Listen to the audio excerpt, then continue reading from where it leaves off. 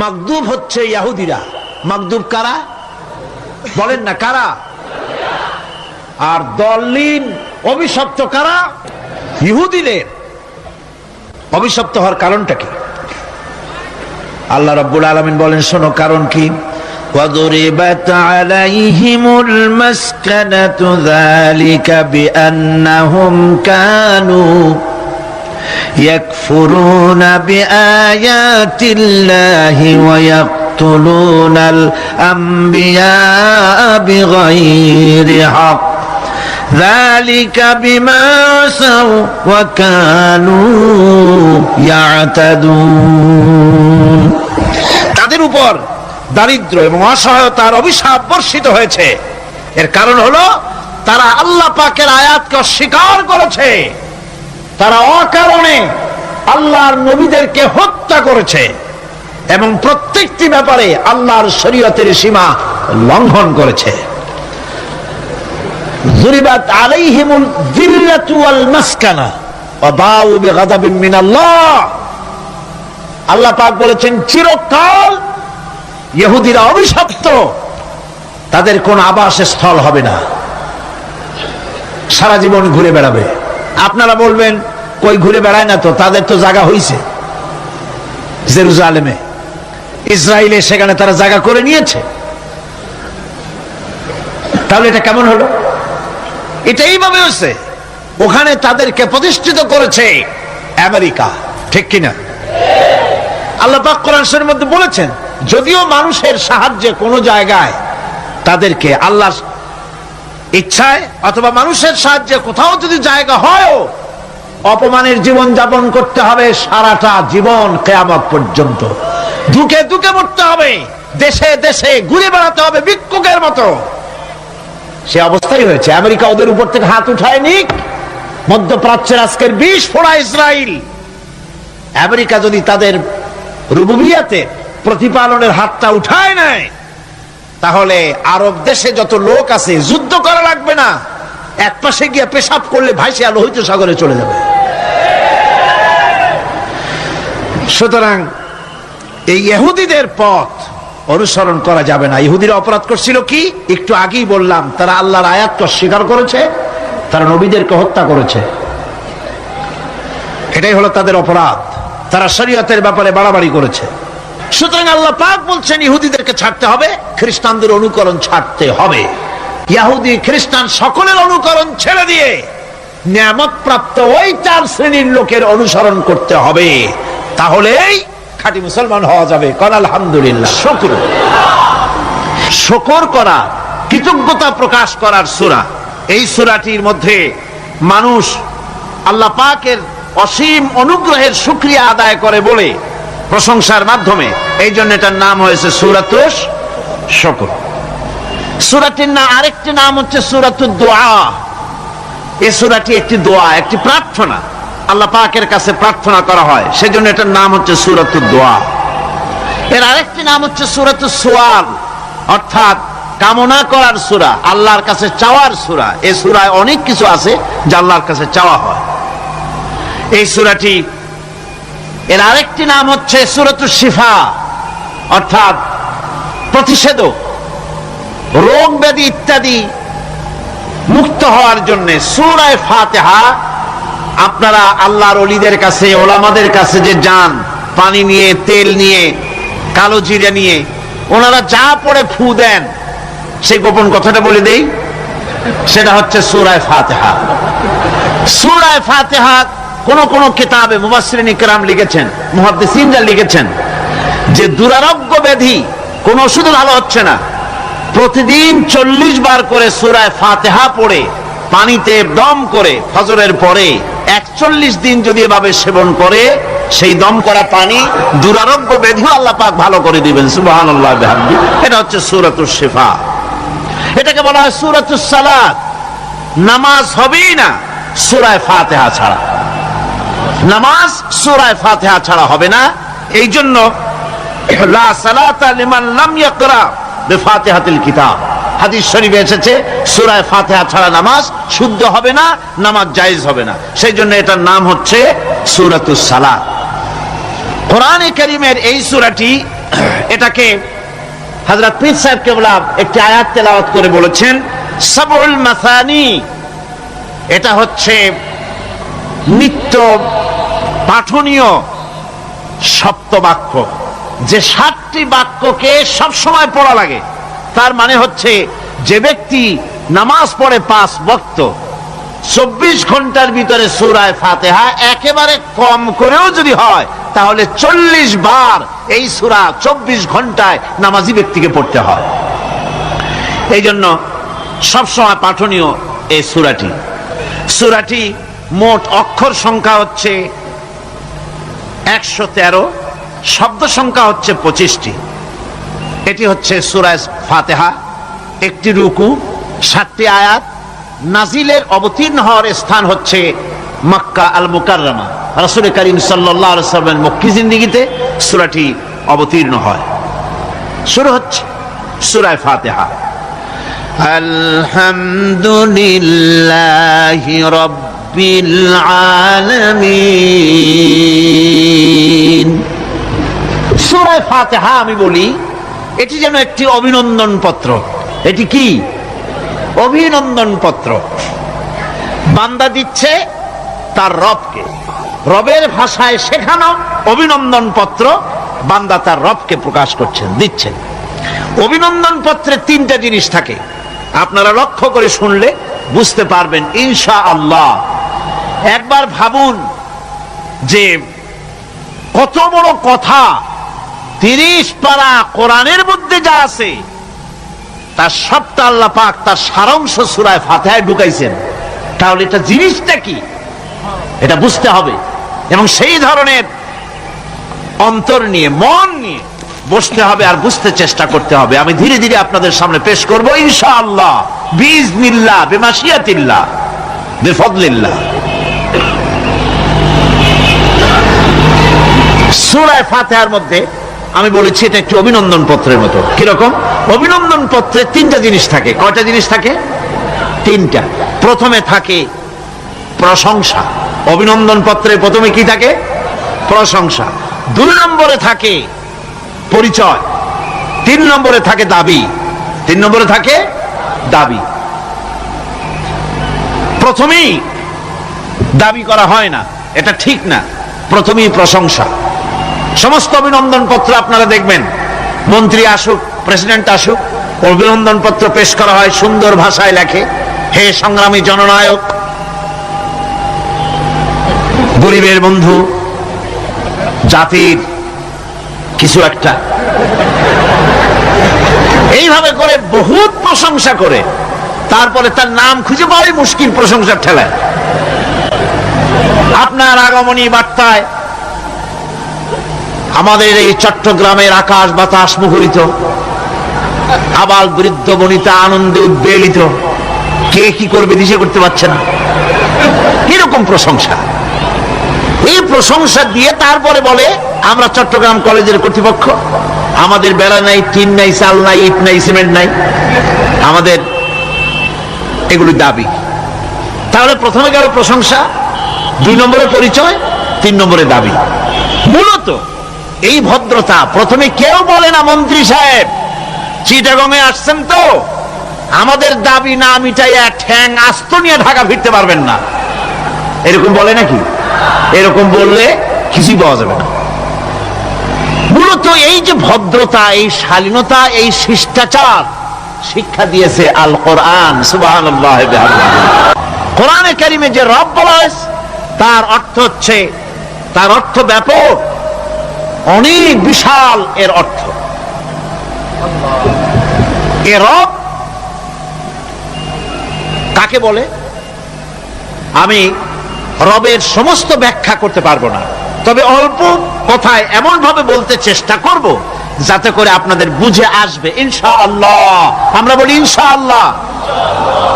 এখন আপনারা যদি আমাকে প্রশ্ন করেন যে অত কথা বুঝি না, এক লাইনে এক বাক্যে বুঝায় দেন রব কাকে বলে, তাহলে আমি কথাটা এইভাবে বলবো, যাহার যখন যে জিনিসের যতটুকু প্রয়োজন তাহাকে তখন সেই জিনিস ফরিয়াদ করার আগে যিনি পৌঁছে দেন তার নাম হচ্ছে রব। এ রব হচ্ছে তার মধ্যে রুবুবিয়তের সম্পূর্ণ কোয়ালিটিতে ভর্তি। আল্লাহ পাকের মধ্যে রুবুবিয়তের কোয়ালিটি। রব শুধু সৃষ্টি করেই ছেড়ে দেন না, প্রতিপালন করেন, পূর্ণতায় পৌঁছে দেন। সুবহানাল্লাহ বলতে ইচ্ছে করে না ভাইরা? দেখেন আল্লাহ রাব্বুল আলামিন এমন রব, বাংলাদেশের কুকুর আর আমেরিকা ইউরোপের শীত প্রধান দেশের কুকুর একরকম নয়। আমাদের দেশের পশু ইউরোপ আমেরিকা শীত প্রধান দেশের পশু একরকম নয়।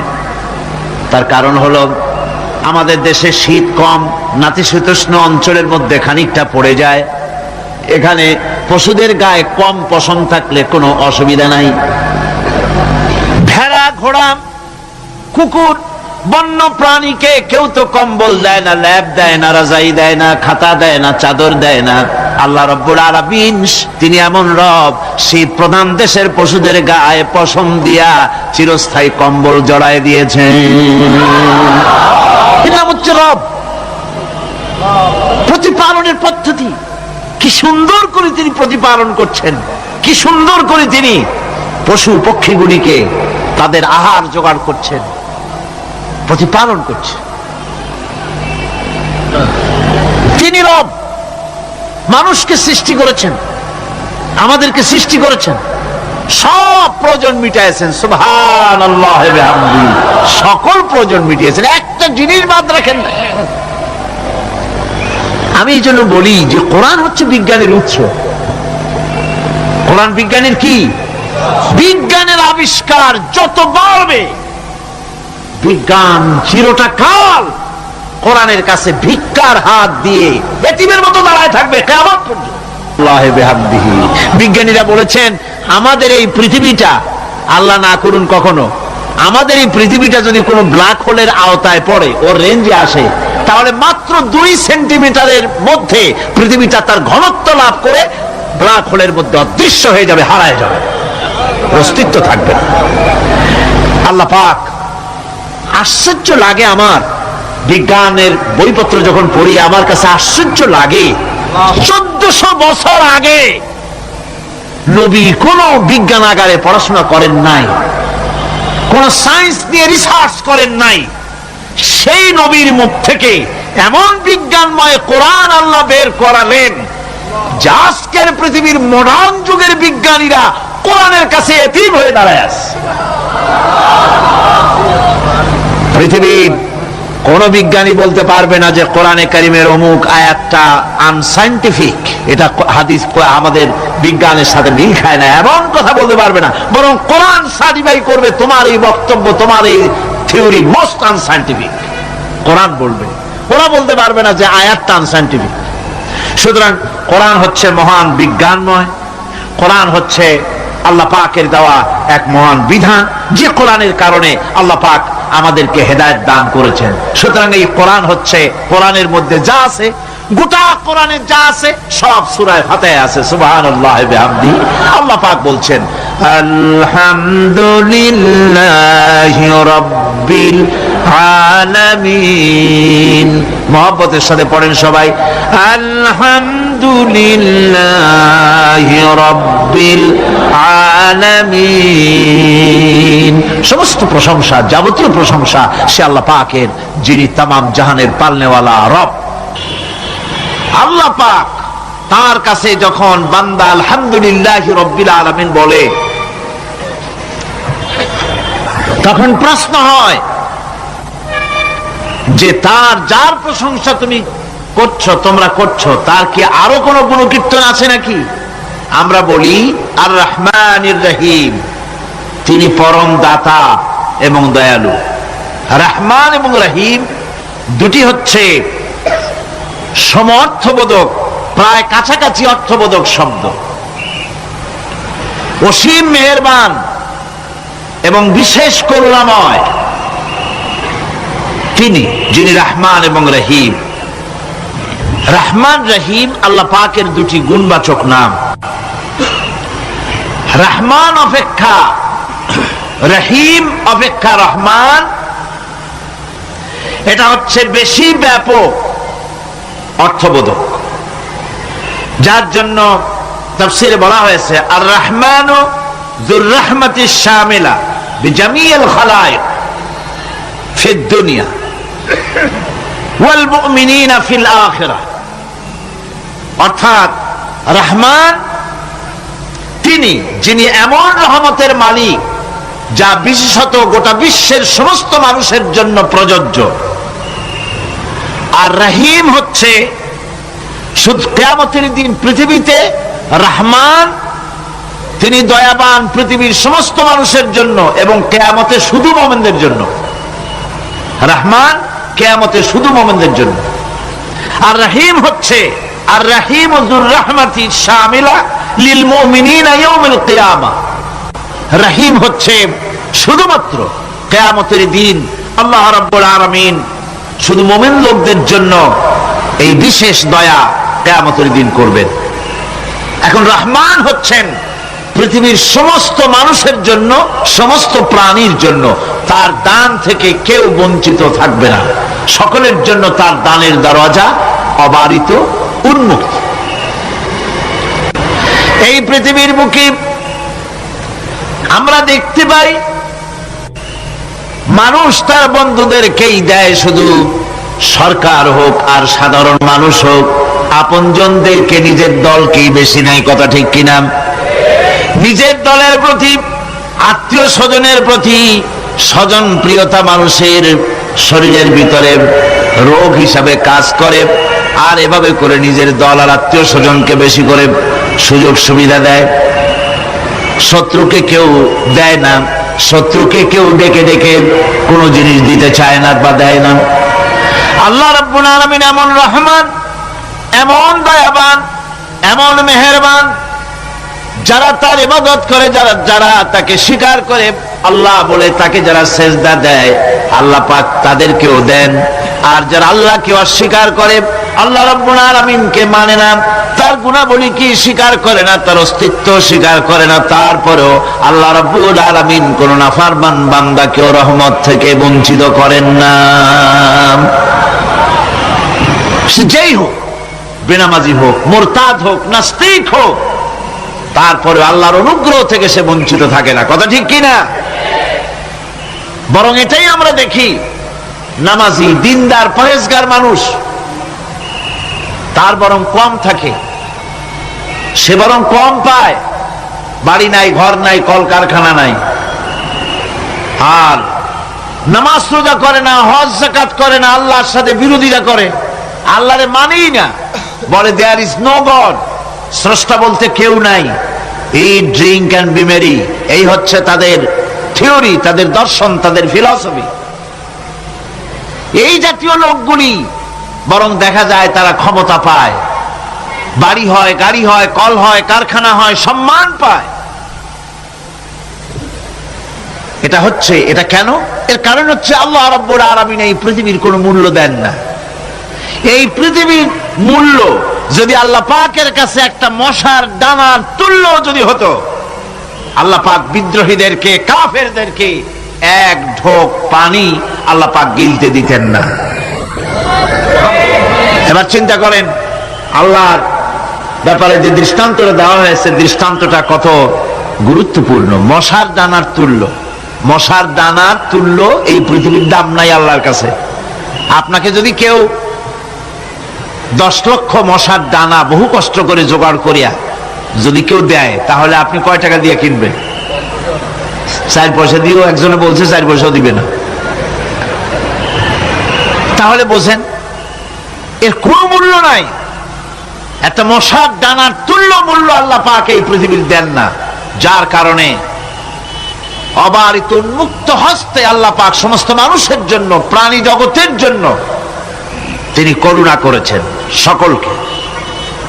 এই করুণাময় রহমান আল্লাহ পাক তিনি গুনাহগারদেরকে, যারা আল্লাহ পাকের ফরমাবরদারি করতেছে, তাদেরকে সকলকে আল্লাহ পাক সমানভাবে তার জিনিসগুলিকে তিনি দিয়ে দিচ্ছেন।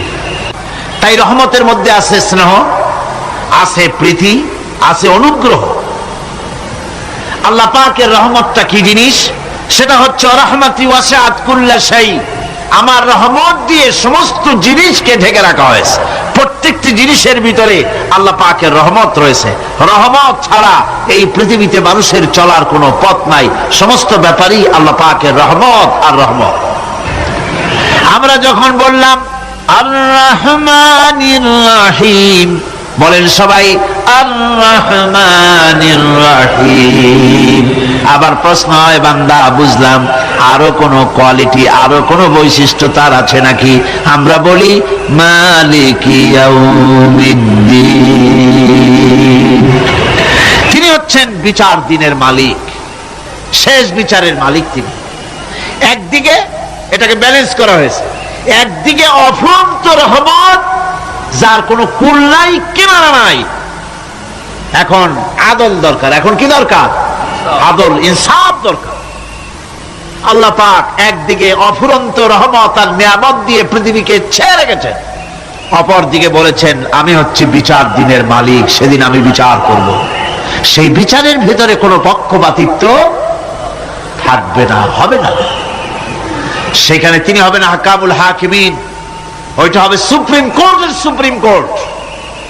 সেই পরকালে, সেই কিয়ামতের মাঠে আপনাকে আমাকে সকলকে উপস্থিত হতে হবে, নাকি হবে না? সবাইকে উঠতে হবে। এই দিন শব্দটি কোরআনে কারিমে বহু জায়গায় বলা হয়েছে এবং বিভিন্ন অর্থে ব্যবহার করা হয়েছে। যেমন দিন শব্দের অর্থ প্রভাব, প্রতিপত্তি, আধিপত্য, ইতাআত, বন্দিগি, দাসত্ব, আনুগত্য, নীতি, পথ, পন্থা, হিসাব, ফায়সালা, প্রতিদান, প্রতিফল। এরকম অনেক অর্থ, অনেক অর্থে দিন শব্দ কোরআনে কারিমের মধ্যে ব্যবহৃত হয়েছে। কিন্তু এখানে মালিক ইয়াউমিদ্দিন, এই দিন এখানে ব্যবহার করা হয়েছে প্রতিফল অর্থে। প্রতিফলের দিন, যেদিন প্রতিফল দেওয়া হবে, তিনি হচ্ছেন সেই দিবসের অধিপতি, সেই দিবসের মালিক। সূরা ইনফিতারে আল্লাহ পাক বলছেন ওয়ামা আদরাকা মা ইয়াউমুদ্দিন সুম্মা মা আদরাকা মা ইয়াউমুদ্দিন। বিচারের দিনটি কি তা তোমাকে কে জানালো? আবার জিজ্ঞেস করছি, তোমাকে কে জানালো বিচারের দিনটা কি? আল্লাহ পাক জবাবে বলছেন বিচারের দিনটা হচ্ছে ইয়াউমা লা তামলিকু নাফসুন লিনাফসিন শাইআন ওয়াল আমরু ইয়াউমা ইযিন লিল্লাহ। বিচারের দিন হচ্ছে এমন দিন যেদিন কেউ নিজেকে রক্ষা করতে পারবে না, কারো থেকে কেউ নিজেকে রক্ষা করতে পারবে না, নিজেকে কেউ নিজের জন্য কাউকে সাহায্যকারী পাবে না। আর সমগ্র ব্যাপারটি নিরঙ্কুশ ভাবে আল্লাহ রাব্বুল আলামিনের হাতে থাকবে। সেই দিনটার নাম কিয়ামত, সেটার নাম পরকাল, সেটার নাম হচ্ছে বিচারের দিন। যেদিন কর্তৃত্ব হবে কেবলমাত্র কার? আল্লাহ পাক। সেই দিনটা হচ্ছে কর্মফল পাওয়ার দিন। লাহা মা কাসাবাত ওয়া আলাইহা মা কাসাবাত। প্রত্যেক মানুষই সে উপার্জন অনুসারে সেখানে ফল পাবে। যেমন কর্ম তেমন ফল পাবে, ব্যক্তি হিসাবে পাবে, দল হিসাবে পাবে। তিলকা উম্মাতুন ক্বাদ খালাত লাহা মা কাসাবাত ওয়া লাকুম মা কাসাবতুম ওয়া লা তুসআলুনা আম্মা ইয়ামালুন। প্রত্যেক মানুষই তার উপার্জন অনুসারী ফল পাবে। যা সে পাবে তা নিজের উপার্জন ছাড়া আর কিছুই না। আর যে ফল পাবে সেটাও তার উপার্জন। সুতরাং কিয়ামতের দিন আল্লাহ মানুষের উপরে কোনো জুলম করবেন না, অত্যাচার করবেন না। আল্লাহ পাক তো তার বান্দার জন্য জুলুমকারী নন, ঠিক কিনা? আল্লাহ পাক বলছেন মান আমিলা সালিহান ফালিনাফসিহি ওয়া মান আসাআ ফাআলাইহা ওয়া মা রাব্বুকা বিযাল্লামিন লিল আবিদ। যে ব্যক্তি পুণ্য কাজ করলো সে নিজের কাজে নিজের স্বার্থেই তা করলো। আমরা যে নামাজ পড়ি এটা কি আল্লাহর স্বার্থ?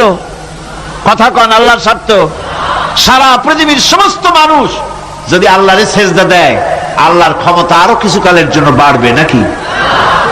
সমস্ত মানুষ যদি আল্লাহকে অস্বীকার করে, বিদ্রোহী ঘোষণা করে, বিদ্রোহ ঘোষণা করে, তাতে কি আল্লাহর ক্ষমতা শেষ হয়ে যাবে? নাউযুবিল্লাহি মিন যালিক। যেমন ছিলেন তেমনই থাকবেন। সুতরাং আমরা যা করি, আমরা নামাজ পড়ি নিজেদের জন্য, আল্লাহকে খুশি করার জন্য, কিন্তু কল্যাণটা আমার। কল্যাণটা কার? আমার। রোজা, হজ, যাকাত, তেলাওয়াত যা করি সব আল্লাহকে খুশি করার জন্য, কিন্তু স্বার্থ পুরাটাই আমার। আমার কল্যাণের জন্যই আমি করি। এবং আল্লাহ হচ্ছেন তিনি তোমাদের রব। ওমা রাব্বুকা বিযাল্লামিন লিল আবিদ। তোমাদের রব হচ্ছেন তিনি, যিনি বান্দাদের উপরে কখনো অত্যাচার করেন না, জুলুম করেন না, মেহেরবানি দিয়ে যিনি ছেয়ে রাখেন, তিনি হচ্ছেন আল্লাহ পাক। সুতরাং সেই কিয়ামতের মাঠে আল্লাহ পাকের দরবারে আমাদের সকলকেই উঠতে হবে। আল্লাহ পাকের দরবারে আমাদের সামনে, আল্লাহ পাকের সামনে দাঁড়াতে হবে। সেদিন আমাদেরকে কেউ বাঁচাতে পারবে না। সেদিন আল্লাহ পাক এর দরবারে যেন আমরা আসামি না হই, সেজন্য এই পৃথিবীতে কোরআন অনুযায়ী আমাদের জীবন গড়তে হবে, সুন্নাহ অনুযায়ী জীবন গড়তে হবে। তাহলে পরকালে আল্লাহ পাকের কাছে নাজাত পাওয়া যাবে। বড় কঠিন জায়গা, বড়ই কঠিন জায়গা। এবার প্রশ্ন হচ্ছে, তোমরা যারা আমার প্রশংসা করলে তোমরা কারা? জবাবে আমরা বলছি, ইয়্যাকা না'বুদু ওয়া ইয়্যাকা নাস্তাঈন। আয় আমার রব, আমরা হচ্ছি তোমার বান্দা, একমাত্র তোমারই গোলামি করি, একমাত্র একমাত্র তোমারই ইবাদত করি। আর কারো ইবাদত, এই শব্দটা লাগাইলে কি বোঝা যায়? যে আর কারো করি না, একমাত্র তোমারই ইবাদত করি, আর একমাত্র তোমারই কাছে সাহায্য প্রার্থনা করি। আমরা তোমার বান্দা। এবার প্রশ্ন হচ্ছে, চাও কি? পরিচয় তো শুনলাম, চাও কি? আল্লাহ রাব্বুল আলামিন আমাদেরকে শিখায় দিলেন, কত বড় মেহেরবান তিনি, কত দয়ালু তিনি। তার কাছে চাওয়ার ভাষাটাও তিনি আমাদের শিখায় দিলেন। জনগণ সুবহানাল্লাহ। রব্বুল আলামিন আমাদের শিখালেন, এভাবে চাও, ইহদিনাস সিরাতাল মুস্তাকিম সিরাতাল্লাযীনা আন'আমতা আলাইহিম গায়রিল মাগদুবি আলাইহিম ওয়ালাদ-দাল্লিন। হায় আল্লাহ, ইহদিনাস সিরাতাল মুস্তাকিম, একটা রাস্তা চাই, সহজ, সরল, সঠিক একটি পথ চাই তোমার কাছে। সেই পথটা চাই যে পথ হচ্ছে নিয়ামত প্রাপ্তদের, অভিশপ্ত এবং পথভ্রষ্টদের পথ নয়। যে পথ নিয়ামত প্রাপ্তদের, ওই ধরনের একটা পথ আমরা চাই। পথ দেখাবার মালিককে কোরআনে কারীম বলছে, আল্লাহ রাব্বুল আলামিন বলেন, ওয়া আলাল্লাহি কাসদুস সাবিলি ওয়া মিনহা জাইরুন ওয়ালাউ শাআ লাহাদাকুম আজমাইন। ওয়া আলাল্লাহি কাসদুস সাবিল, সোজা রাস্তা বলে দেওয়ার দায়িত্ব আমি আল্লাহর। সোজা রাস্তা বলে দেওয়ার দায়িত্ব কার? তিনি বলছেন, বলার দায়িত্ব আমার, সোজা রাস্তাটা আমি বলে দেব।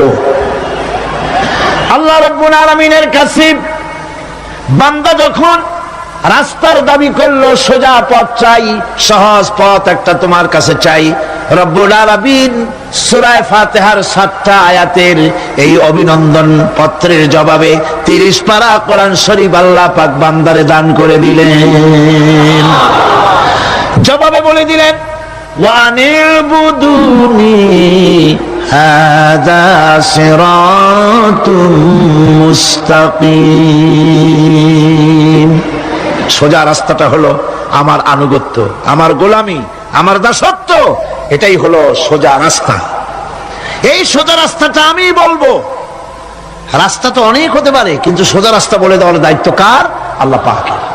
দেখেন, এই যে বিশাল মাহফিল, এই মাহফিলে যত লোক আসছে, সব লোক কি এক মতের, এক চিন্তার? এক আদর্শের না। এই কয়েক লক্ষ জনতার ভেতরে হাজারো মতের লোক আছে, হাজারো চিন্তার লোক আছে, হাজারো আদর্শের লোক আছে।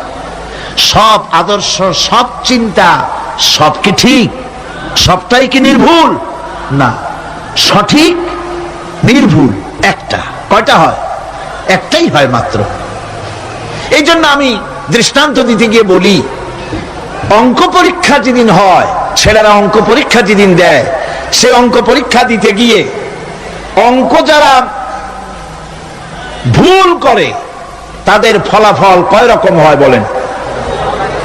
হ্যাঁ, অনেক রকম হয়। আর যাদের অঙ্ক যাদের ঠিক হয় তাদের ফলাফল কয় রকম? একরকম। তার অর্থ কি? তার অর্থ হলো ভুলের পথ অনেক আর হকের পথ, বাতিলের পথ অনেক, ভুলের পথ অনেক, সঠিক এবং হক যেটা তার পথ হচ্ছে মাত্র একটা। এই জন্যে আল্লাহ রাব্বুল আলামিন তিনি সোজা রাস্তা বলে দেওয়ার দায়িত্বটা নিয়েছেন। কোরআন বলছে প্রত্যেকটি সৃষ্টির শুরু হতে শেষ পর্যন্ত 4টা স্তর পার হতে হয়। তার সর্বশেষ স্তর হলো হেদায়াত। 4টে স্তর পার হওয়ার সর্বশেষ স্তর হচ্ছে হেদায়াত। আল্লাযী খালাকা ফাসাওয়া ওয়াল্লাযী কদ্দারা ফাহাদা। তিনি সকল বস্তুকে সৃষ্টি করেন এবং তারপর তার পরিমাপ, তার কর্মপথ, তার হেদায়েত তিনি দিয়ে দেন। তার মানে হচ্ছে তিনি সৃষ্টি করেন, সামঞ্জস্য রাখেন, পরিমাপটা ঠিক করেন এবং পথের নির্দেশ দেন। সৃষ্টি করেই ছেড়ে দেন না, তার হেদায়েত দিয়ে দেন। তার পরিমাপটা ঠিক করেন, সামঞ্জস্য করেন। কিরকম? দেখুন, আপনি যখন দাঁড়ান তখন আপনার পায়ের উপরে হাঁটু থেকে হাঁটুর নিচের যে অংশ পা পর্যন্ত, ওইটাকে কি কয়? পা, নলা। এই তো ঠিক বলছেন, নলা। আপনারা আমাকে সাহায্য করবেন যেখানে আমি আটকে যাই। নলা। এই নলাটা পায়ের সেন্টারে যদি রাখা হতো, বোঝেন ভালো করে, পায়ের সেন্টারে এই জায়গাটা, এরা ধরুন পা, এই জায়গাটায় যদি হতো পায়ের নলাটা, হয় সিটায় পড়তেন না হয় ফুটোয় পড়তেন। আল্লাহ পাক বলছেন শুধু সৃষ্টি করি না, সামঞ্জস্য এবং পরিমাপ ঠিক করি। মাপ মতো পাটা সামনে গোড়ালির কাছে নলাটা বসায় দেওয়া হয়েছে যাতে আপনি সিটও না হন, বুটো হয়ে না পড়েন। সুবহানাল্লাহ কইতে ইচ্ছা করে না? এই নলাটা যদি আঙ্গুলের দিকে আসতো আর পাটা যদি পিছনের দিকে বেশি অংশ থাকতো, যতই সামনে হাঁটতেন ততই পিছনে চলে যেতেন। ভূত নাকি, ভূতের পা থাকে নাকি পিছনের দিকে, বলে লোকেরা, আমি দেখি নেই। ভূত নাকি সামনে আগাতে গেলে পিছনে চলে যায়। আর হাঁসের ডিম থেকে বাচ্চা বেরোলে সেই বাচ্চা আর মা বাবা দুজনকেই ভাড়ায় দেন পানির মধ্যে, সাঁতরায় উঠে আসবে। ঠিক কিনা? কে শিখালো সাঁতার? কে শিখালো? শুধু সৃষ্টিই করেন না, আল্লাহ পাক সৃষ্টি করেন, সামঞ্জস্য এবং পরিমাপকে ঠিক করেন এবং তাকে পথের নির্দেশ দেন। এটা হলো সর্বশেষ। সৃষ্টি করে ছেড়ে দেন না। যেমন কোরআনে কারীমে হযরত ইব্রাহিম আলাইহিস সালাম তিনি তার সম্প্রদায়ের সাথে যে কথোপকথন করেছিলেন, বিষয়টি আল্লাহ পাক কোরআনে কারীমের মধ্যে কোট করে দিলেন। এই হেদায়েতের বিষয় সেখানে আছে বলে আল্লাহ পাক বিষয়টা কোরআনে জায়গা করে দিলেন। ওয়া ইয ক্বালা ইব্রাহিমু লিআবিহি ওয়া কওমিহি ইন্নানি বারাউম মিম্মা তা'বুদুন ইল্লাল্লাযী ফাতারানি ফাইন্নাহু সায়াহদিন। ইব্রাহিম আলাইহিস সালাম তার পিতা এবং তার গোত্রকে বললেন, তার সম্প্রদায়ের লোকদেরকে, নিঃসন্দেহে আমি মুক্ত, আমি পবিত্র। তোমরা যেসব জিনিস দিয়ে যেসব এর ইবাদত করো, গোলামি করো, আনুগত্য করো, আমি তার থেকে পবিত্র। আমি তো শুধু ইবাদত করি, গোলামি করি সেই স্রষ্টা যিনি আমাকে সৃষ্টি করেছেন। আমার সম্পর্ক শুধুমাত্র সেই সত্তার সাথে যিনি সৃষ্টি করেছেন। আল্লাযী খালাকানি ফাহুয়া ইয়াহদিন, যিনি আমাকে সৃষ্টি করে শুধু সৃষ্টি করেন নাই, আমাকে হেদায়েত দিয়েছেন, আমাকে পথের দিশা দিয়েছেন। ওয়াল্লাযী হুয়া ইউতঈমুনি ওয়া ইয়াসকিন, যিনি আমাকে সৃষ্টি করেছেন তিনি হেদায়েত দিয়েছেন, আর আমি যখন তৃষ্ণার্ত হই তিনি আমাকে পান করান, আমি যখন ক্ষুধার্ত হই তিনি আমাকে আহার দেন। ওয়া ইযা মারিতু ফাহুয়া ইয়াশফিন, আর যখন অসুস্থ হই তখন তিনি আমাকে রোগ মুক্ত করে দেন। সুবহানাল্লাহি ওয়া বিহামদি। ইন্না হাদাইনাহুস সাবিলা ইম্মা শাকিরান ওয়া ইম্মা কাফুরা, নিশ্চয়ই আমি তাদেরকে তাদের কর্মপন্থা প্রদান করেছি, আমি তাদেরকে হেদায়েত দিয়েছি, চলার পথের দিশা দিয়েছি। এখন ইচ্ছে করলে সে কৃতজ্ঞ হতে পারে, ইচ্ছে করলে অকৃতজ্ঞতার পথও অবলম্বন করতে পারে। আমি তাকে হেদায়েত দিয়ে দিয়েছি, পথ দেখিয়ে দিয়েছি। ডান এবং বাঁ দুটি রাস্তা আল্লাহ পাক দেখিয়ে দিয়েছেন। আসহাবুল ইয়ামিন, আসহাবুল শিমাল, একটা ডানপন্থী আর একটা বামপন্থী। আমাদের দেশে কিছু লোক আছে নাম মুসলমান, কিন্তু বলে যে আমরা বামপন্থী আন্দোলন করি, অথচ সমস্ত ডানপন্থীদের জায়গা হবে জান্নাতে যদি জান্নাতের আমল করতে পারে। ডানপন্থীদের নেতা হচ্ছেন দুনিয়ার সমস্ত পয়গম্বরেরা, আর বামপন্থীদের নেতা হলো শয়তান। বামপন্থীদের নিয়ে শয়তান যাবে কিয়ামতে জাহান্নামে। আল্লাহ পাক রাস্তা বলে দিয়েছে। আল্লাহ রাব্বুল আলামিন বলেন, আলাম নাজআল লাহু আইনাইনি ওয়া লিসানান ওয়া শাফাতাইন ওয়া হাদাইনাহুন নাজদাইন, আমি কি তোমাদের দুটি চক্ষু দেইনি, দেখার জন্য দুটো চোখ দেই নাই? আমি কি তোমাদেরকে কথা বলার জন্য দুটো ঠোঁট দেই নাই? এরপরে আমি কি তোমাদেরকে ভালো মন্দ বোঝার জন্য আমি কি হেদায়েত দেইনি? ভালো মন্দ সবটা বোঝার জন্য আমি তোমাদেরকে হেদায়েত দিয়েছি। সুতরাং এই হেদায়েতের রাস্তা ছেড়ে দিয়ে তোমরা নিজেদেরকে গোমরাহির মধ্যে ডুবিয়ে দিও না, আমার দেওয়া হেদায়েতের রাস্তায় নিজেদেরকে পরিচালিত করার জন্য প্রচেষ্টা করো। সিরাতুল মুস্তাকিম, এজন্য মডেল দরকার। কার অনুসরণ করব? আল্লাহ পাক শিখায় দিলেন, সিরাতাল্লাযীনা আন'আমতা আলাইহিম, পড়েন সবাই, সিরাতাল্লাযীনা আন'আমতা আলাইহিম গায়রিল মাগদুবি আলাইহিম ওয়ালাদ-দাল্লিন। আয় আল্লাহ, অনুগ্রহপ্রাপ্ত দল, সেই রাস্তা অনুগ্রহপ্রাপ্তদের রাস্তা চাই। তোমার মনোনীত ব্যক্তি অনুগ্রহপ্রাপ্ত যারা, তাদের পথ অনুসরণ করতে চাই। নবী বলুন, আমি তোমাদের মতো মানুষ, আমার উপরে ওহী আসে, ইন্নামা আনা বাশারুম মিসলুকুম, তোমাদের মতো মানুষ। একটু ভালো করে বিষয়টা বোঝেন। আরো বলেছি আমি, আজকে আবার স্মরণ করায় দেই। আল্লাহ শিখাই দিচ্ছেন, বলুন আমি তোমাদের মতো মানুষ, ফেরেশতা নই, জিন নই, আমার কাছে ওহী আসে। পার্থক্য এখানে। তবে আরো পার্থক্য আছে, সেটা হচ্ছে আমরা হচ্ছি সাধারণ মানুষ, নবীরা হচ্ছেন অসাধারণ মানুষ। সুবহানাল্লাহ। আমরা হচ্ছি মানব, রাসূল আল্লাহর পয়গম্বররা হচ্ছেন মহামানব। কথা বুঝে আসছে? তার মানে হলো আমরা সাধারণ মানুষ। সাধারণ মানুষেরা গুনাহ করতে পারে, ভুল করতে পারে, সব রকমের গুনাহ করতে পারে। নবীরা কোনো গুনাহ করতে পারেন না। আল্লাহ পাক তাদের দিয়ে গুনাহ করান না। আল্লাহ পাক ফেরেশতা দিয়ে, আপন কুদরত দিয়ে নবীদেরকে হেফাজত করেন। সুবহানাল্লাহ।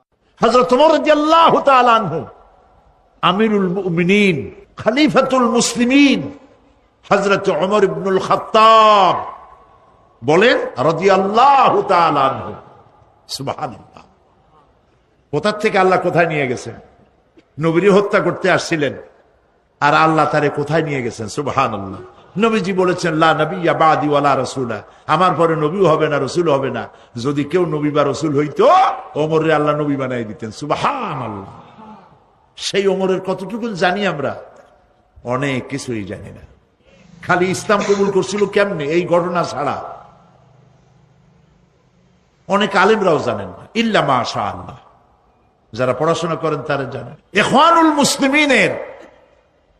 ইখওয়ানুল মুসলিমুন এর ওস্তাদ, এর মুর্শিদ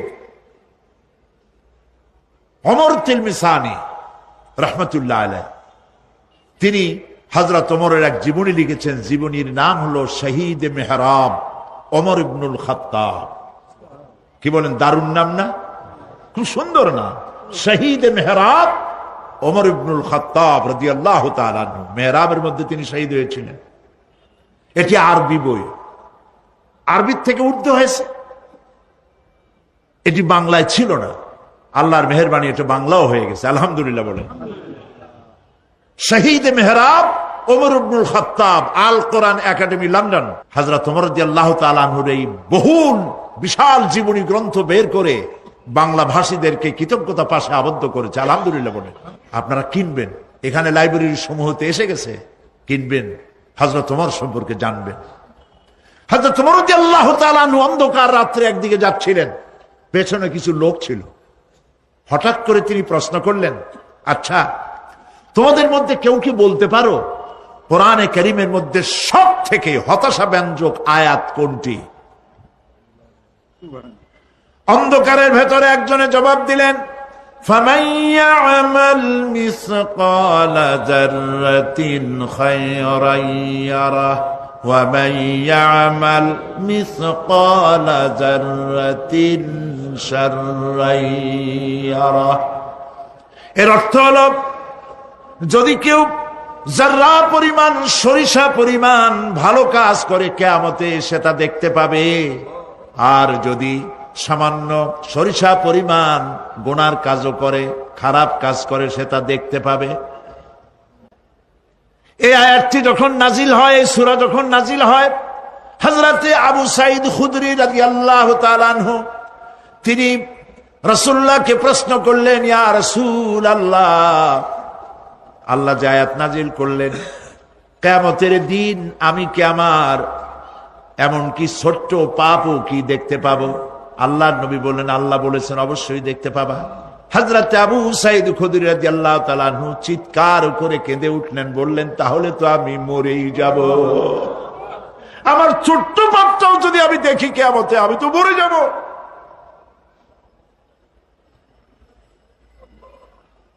হযরত ওমর রাদিয়াল্লাহু তাআলা আনহু অন্ধকারের ভিতরে হাঁটতেছেন আর কাঁদতেছেন, হাঁটতেছেন আর কাঁদতেছেন। কিছু দূর অগ্রসর হয়ে তিনি প্রশ্ন করলেন, আচ্ছা কেউ কি বলতে পারো কোরআনে কারীমের মধ্যে সব থেকে আশা ব্যঞ্জক আয়াত কোনটি? পেছন থেকে অন্ধকারের ভেতর থেকে আওয়াজ এলো, লা তাকনাতু মির রাহমাতিল্লাহ, আল্লাহর রহমত থেকে, দয়া থেকে নিরাশ হয়ে যেও না, হতাশ হয়ে যেও না।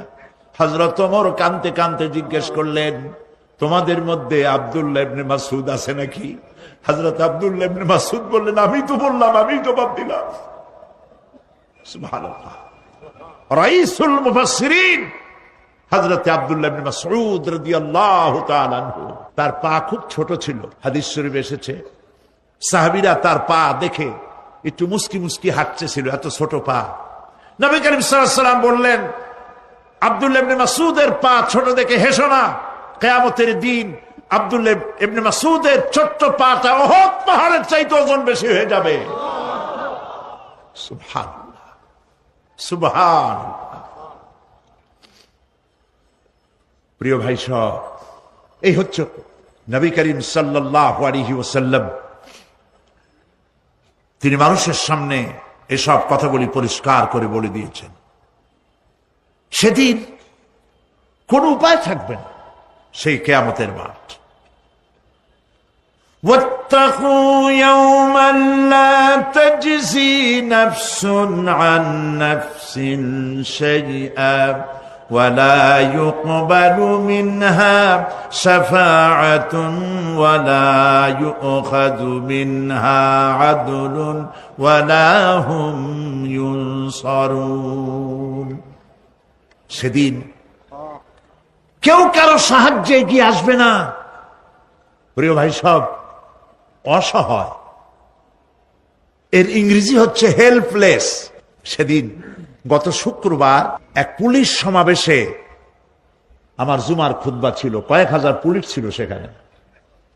আমি আলোচনার মধ্যে এই আলোচনাটা সেখানে আসলো।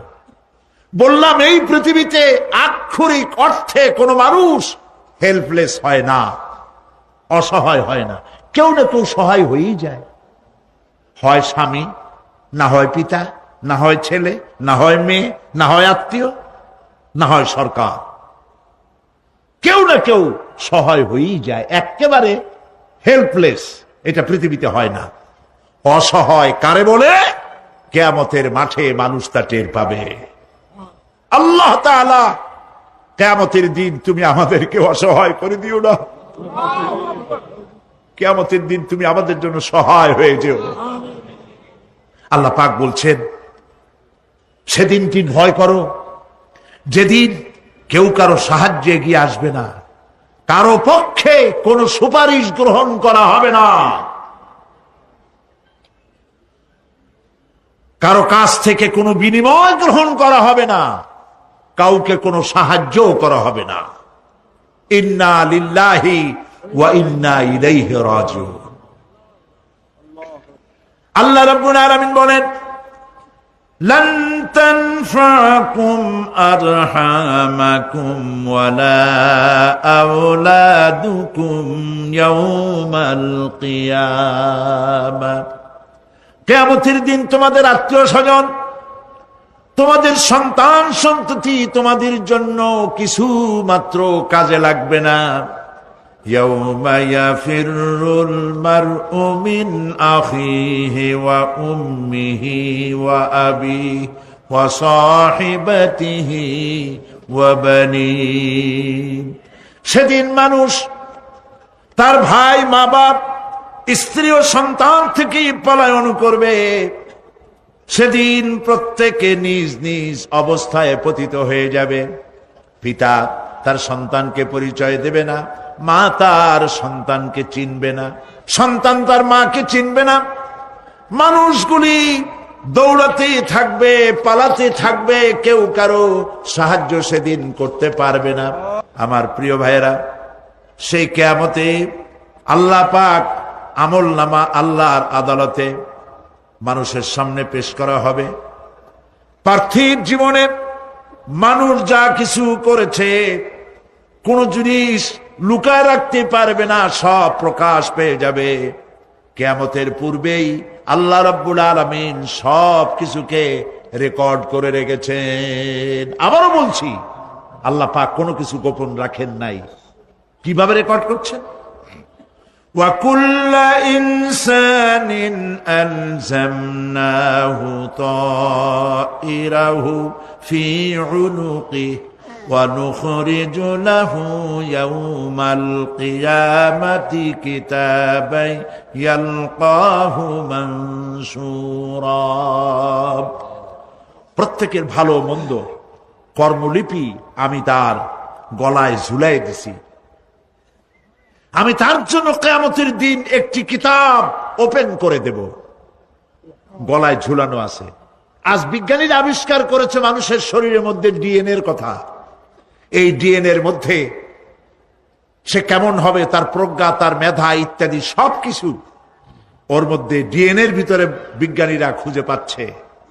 আল্লাহ পাক মানুষের গলায় একটা টেপ রেকর্ডার লাগাই দিয়েছেন। সুবহানাল্লাহ বলেন। সেই টেপ রেকর্ড আমার এই যে বক্তৃতা ভিডিওতে ধারণ করা হচ্ছে, টেপে ধারণ করা হচ্ছে। এই বুদ্ধিগুলি কে দিছে? আরে ভাই, কথা বলবেন তো আল্লাহর নাম জোরে না। যে আল্লাহ বুদ্ধি দিয়ে আপনার আমার কথা রেকর্ড করাইতে পারে, সে আল্লাহ পাক আপনাদের আমার সাথে অদৃশ্য একটি টেপ রেকর্ড গলার মধ্যে ঝুলায় রাখছেন। এটা বিশ্বাস করবেন না? কিয়ামতের দিন এই রেকর্ড তার সামনে আল্লাহ পাক বলেন, একটা কিতাব ওপেন করে দেব, তারপরে বলা হবে ইকরা কিতাবাকা কাফা বিনাফসিকাল ইয়াউমা আলাইকা হাসিবা। তাকে বলা হবে নিজের কর্মলিপি পড়ে দেখো, আজ তুমি নিজেই নিজের হিসাবের জন্য যথেষ্ট। পড়ো, কোথায় যাবা? জাহান্নামে যাবা না বেহেশতে যাবা? তুমি নিজেই তোমার হিসাব করার জন্য যথেষ্ট। সুবহানাল্লাহ। সেদিন কোনো সাহায্যকারী পাওয়া যাবে না, ওকালতি করার জন্য কাউকে পাওয়া যাবে না। বিশ্বাস করুন, বিশ্বাস করুন, কোন পীর সাহেব, কোন খাজা বাবা কিয়ামতের দিন আপনার আমার উপকারে আসবে না, আসবে না, আসবে না।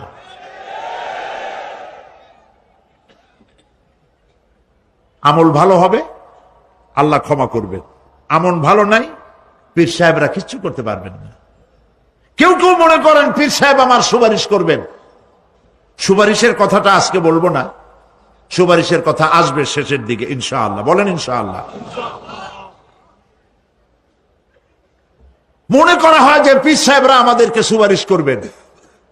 কিয়ামতের দিন আপনারাই দেখবেন ওনাদের সুপারিশ কে করে।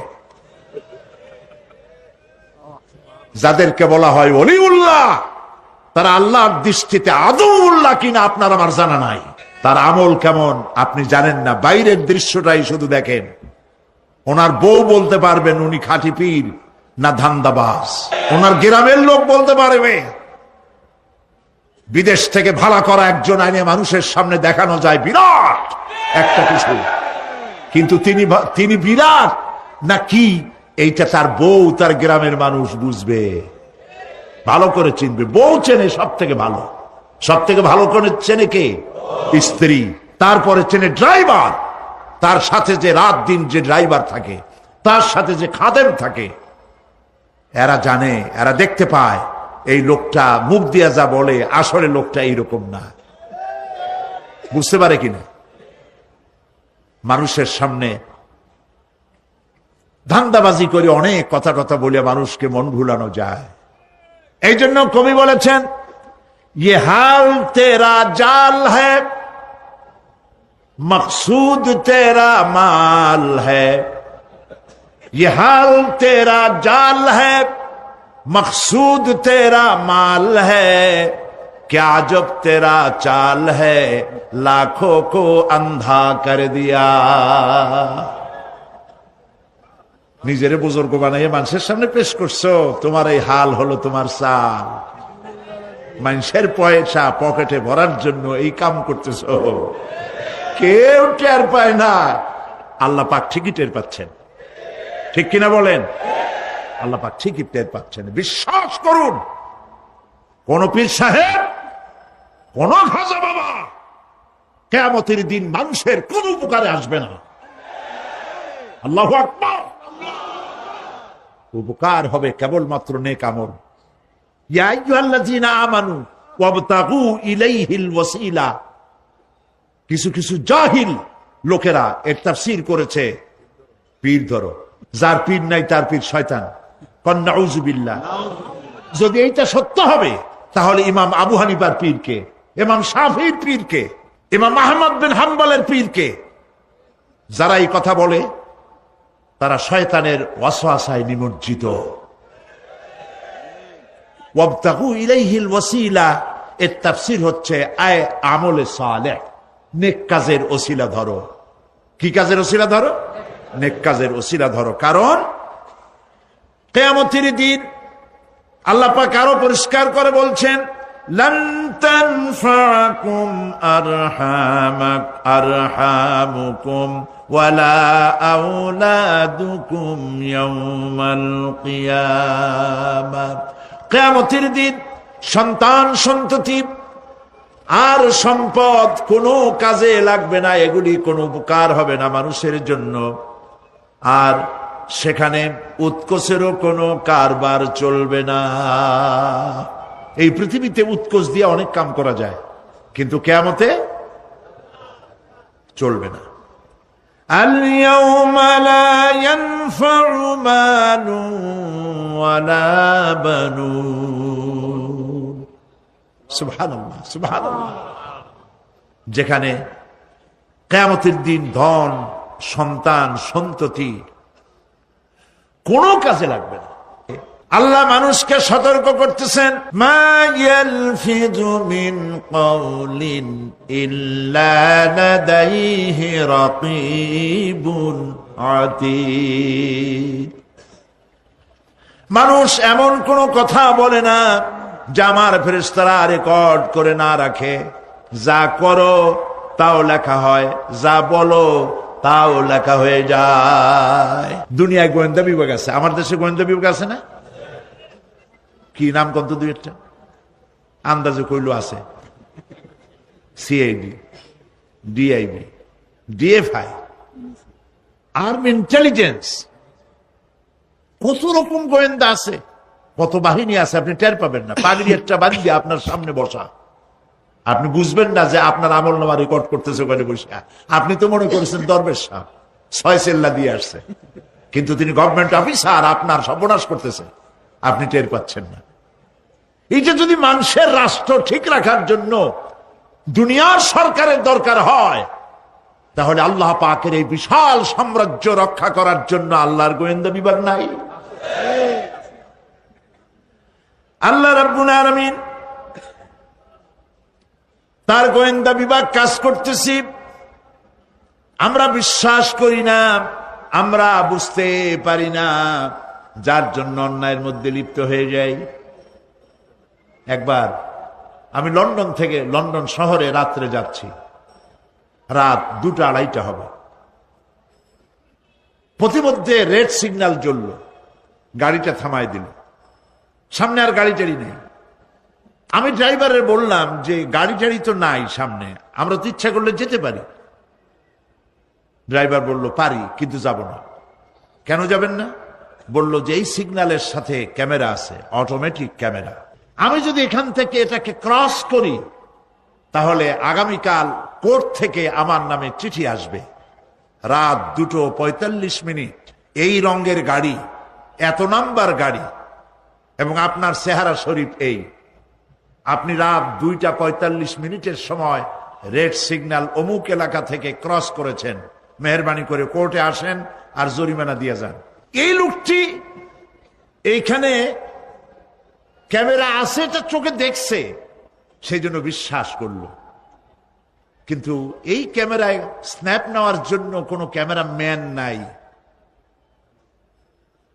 অথচ গাড়ি ক্রস করলেই, ওভার স্পিড করলেই ছবি তুলে ফেলবে। এই বুদ্ধিটা কে দিছেন? যিনি এই বুদ্ধিটা দিলেন তার কাছে এমন কোন বুদ্ধি নাই যে আপনার আমার অনবরত অটোমেটিক ক্যামেরা দিয়ে জীবনের সব কিছু আমাদের ধরে রাখে, এরকম কোন ক্যামেরা থাকতে পারে না। পারে কিনা? কিন্তু আমাদের কপাল খারাপ। ওই যে সিগারেটের প্যাকেটে লেখা আছে সংবিধিবদ্ধ সতর্কীকরণ, ধূমপান স্বাস্থ্যের জন্য ক্ষতিকর। প্যাকেটে লেখা আছে, হাতের মুঠায় ধরিয়া সিগারেট ধরে টান মারিয়া উপরে ফু দিয়া তাকায় দেখে ফু যায় কদ্দুর। ওইখানে ক্যামেরার সাথে কোন মানুষ নাই, ক্যামেরা আছে তাই বিশ্বাস করে, কিন্তু আল্লাহর ক্যামেরাগুলি চোখে দেখে না। ওখানে যেমন রেড বর্ডার আছে, আল্লাহ রাব্বুল আলামিন জীবনের প্রত্যেকটি মোড়ে মোড়ে রেড বর্ডার লাগায় দিয়েছেন। জেনা করো না, একটি রেড সিগন্যাল। মদ পান করো না, আরেকটি রেড সিগন্যাল। মিথ্যা কথা বলো না, আরেকটি রেড সিগন্যাল। অহংকার করো না, আরেকটি রেড সিগন্যাল। বউকে বেপর্দা করো না, আরেকটি রেড সিগন্যাল। সুদ খেও না, ঘুষ খেও না, আরেকটি রেড সিগন্যাল। অসংখ্য রেড সিগন্যাল দিয়ে আল্লাহ পাক বলছেন তিলকা হুদুদুল্লাহ, এই হচ্ছে আল্লাহর বর্ডার, ফালা তাতাদুহা, অতএব আল্লাহর বর্ডারকে ক্রস করো না। কে নিষেধ করেছেন? মানুষেরা বিশ্বাস করে না। আল্লাহ রাব্বুল আলামিন কোরআনে কারীমের মধ্যে বলছেন يعلم خائنة الأعين وما تخفي الصدور। তোমার কথাগুলি রেকর্ড হয়, তোমার কাজগুলি রেকর্ড হয়, এমনকি তোমার মনের ভিতরে যে কল্পনা হয় সেগুলো রেকর্ড হয়। আর চোখে কি লুকোচুরি খেলে আল্লাহ তাও জানতে পারে। সানগ্লাস পরে চোখের ফাঁক দিয়া কারে দেখো, কেউ টের পায় না। টের পায় কে? জোরে বলেন আল্লাহ। মহান আল্লাহ রাব্বুল আলামিন বলেন, কোন গুনার কাজ করে, কোন সামান্যতম গুনার কাজ করেও এড়াতে পারবে না, এবং সামান্যতম ভালো কাজ করলেও তার থেকে পুরস্কার থেকে মাহরুম হবে না। আল্লাহ পাক বলেন, ওয়া ইন কানা মিসকালা হাববাতিন মিন খারদালিন আতাইনা বিহা ওয়া কাফা বিনা হাসিবিন। একটি সরিষা পরিমাণ আমলকেও আল্লাহ পাক কিয়ামতে হাজির করবেন। হিসাব নেওয়ার জন্য আল্লাহ পাক বলেন আমি যথেষ্ট। সুবহানাল্লাহ। হিসাব নেওয়ার জন্য আল্লাহ পাক যথেষ্ট।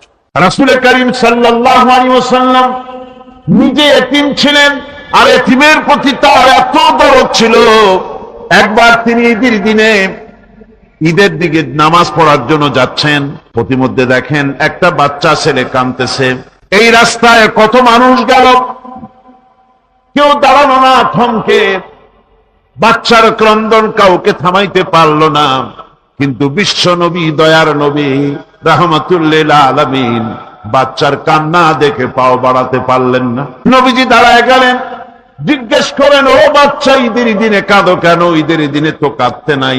বাচ্চা বলে, তোমার কাছে বলবো না, আমি সেই সকালবেলা থেকে বসে আছি, আমি যদি মক্কার আব্দুল্লাহর পুত্র মুহাম্মদ রাসূলুল্লাহ সাল্লাল্লাহু আলাইহি সাল্লামকে পাই, মনের দুঃখ তার কাছে বলবো। বিশ্ব নবী জমিনের উপরে বসে পড়লেন, বাচ্চারে কোলের উপরে উঠায় বলেন, বাচ্চা বলো কি তোমার দুঃখ? তুমি যার জন্য বসেছো আমি তো সেই এতিম নবী, কি বলতে চাও? বাচ্চা বলতেছেন, ইয়া রাসূলুল্লাহ, আমার বাবা মারা গেছে সেই ছোট্টবেলায়, একেবারেই তখন মায়ের পেট থেকে আমি আসার পর বাপ মরে গেল, আমার মা আর একজনের সঙ্গে বিয়ে বসেছে, সেই পুরুষটি আমারে দেখতে পারে না, আমার মা যদি আমারে কোলে করে এসে সহ্য করতে পারে না, আমারে চুমা খাইলে সহ্য করতে পারে না, আমারে খাবার দিলে মা মার খায়। আজ ঈদের দিনের রাতে আমার মা আমাকে বলল, বাবারে তোমার কপাল খারাপ, তোমার বাবা মারা গেছে, তোমাকে সাহায্য করার কেউ নাই, আমি তোমার যত্ন করতে পারলাম না, কোলে নিয়ে চুমাও দিতে পারি না, আমার এমনই কপাল খারাপ। সুতরাং এতিমের দরদ এতিম ছাড়া কেউ বুঝবে না। তুমি আজ চলে যাও, ওই রাস্তায়, ঈদের রাস্তায় দাঁড়ায় থাকো, মাঠের রাস্তার পাশে, বিশ্ব নবীর কাছে তোমার দুঃখ বলো, এতিমের দুঃখ তিনি বুঝবেন। আমি মায়ের কথা মতো এই জায়গায় এতক্ষণ বসে আছি, হুজুর আপনি দয়া করে, আমার কথা তো আপনার কাছে বললাম, আমার মনের এই দুঃখ। নবীজি বাচ্চার কথা শুনতেছিলেন, চোখ দিয়া পানি পড়তেছিল, বাচ্চাকে বুকের সঙ্গে জড়িয়ে ধরে নবীজি বলেন, ও এতিম, মুহাম্মদ সাল্লাল্লাহু আলাইহি ওয়াসাল্লাম যদি তোমার পিতা হন আর হযরতে আয়েশা যদি তোমার মা হয়ে যায়, বলো তোমার মনের দুঃখ মেটে নাকি? ছেলে দুঃখে কেঁদে উঠলো আর বলল, ইয়া রাসূলুল্লাহ, আপনি যদি আমার পিতা হন আর আয়েশা যদি আমার মা হয়ে যায়, এর থেকে বড় সৌভাগ্যের আমার তো আর কিছুই নাই। নবীজি এতিমকে বাড়ি নিয়ে গিয়ে হযরতে আয়েশার হাতে তুলে দিয়ে বললেন, আয়েশা রে, পবিত্র ঈদের দিনে আল্লাহ রাব্বুল আলামিন তোমার জন্য একটা উপহার পাঠিয়েছেন, এটা যত্ন করো। এতিমের প্রতি দরদ রাখার জন্য আল্লাহ রাব্বুল আলামিন বলেছেন, এতিম, মিসকিন, বিধবা, অসহায় লোক, তাদের প্রতি যাতে করে মুসলিম সমাজ লক্ষ্য রাখে, সেজন্য আল্লাহ পাক নির্দেশ করেছেন। বুখারী এবং মুসলিম শরীফের হাদিসে এসেছে, আস-সাই আলাল আরমারাত ওয়াল মিসকিন কাস-সাই ফি সাবিলিল্লাহ। বিধবাদের জন্য, মিসকিনের জন্য কেউ যদি কোনো উদ্যোগ গ্রহণ করে, কেউ কোনো সাহায্য দেয়, জিহাদের ময়দানে জিহাদ করে আল্লাহর রাস্তায় যে সওয়াব পাওয়া যায়, যে মর্যাদা পাওয়া যায় আল্লাহর কাছে, এটি মিসকিন বিধবাকে সাহায্য করলে সেই সওয়াব আল্লাহ রাব্বুল আলামিন আমলনামায় দিয়ে দেন। তার চরিত্রই প্রমাণ করে নবীদেরকে বায়্যানাত দেওয়া হয়েছে, এমন চরিত্র আচার আচরণ দেওয়া হয়েছে যাতে করে লোকেরা অভিভূত হয়ে যায়, আকৃষ্ট হয়ে যায়। হযরতে যায়েদ তিনি তো কৃতদাস ছিলেন, হারায় গেলেন বাপ মা থেকে, আর এরপরে কুদরতকারে মুহাম্মদ সাল্লাল্লাহু আলাইহি ওয়াসাল্লামের ঘরে উঠায় দিল। তিনি তখন আল্লাহর নবী, তখন নবুয়তের দায়িত্ব পান নাই। যায়েদের পিতার কাছে খবর হয়ে গেল যায়েদ আছে রাসূলের বাড়িতে, মুহাম্মদ সাল্লাল্লাহু আলাইহি ওয়াসাল্লামের বাড়ি মক্কায়। তারা এসে হুজুরের সঙ্গে দেখা করে বললেন, মুহাম্মদ সাল্লাল্লাহু আলাইহি ওয়াসাল্লাম, জানতে পেরেছি আপনার কাছেই আমাদের ছেলে যায়েদ আছে, মেহেরবানি করে তাকে আমাদেরকে ফিরায় দেন। হুজুর বলেন, যায়েদ যদি তোমাদেরকে চিনতে পারে আর যদি যেতে চায়, আমার পক্ষ থেকে কোনো আপত্তি নাই, অবশ্যই যাবে।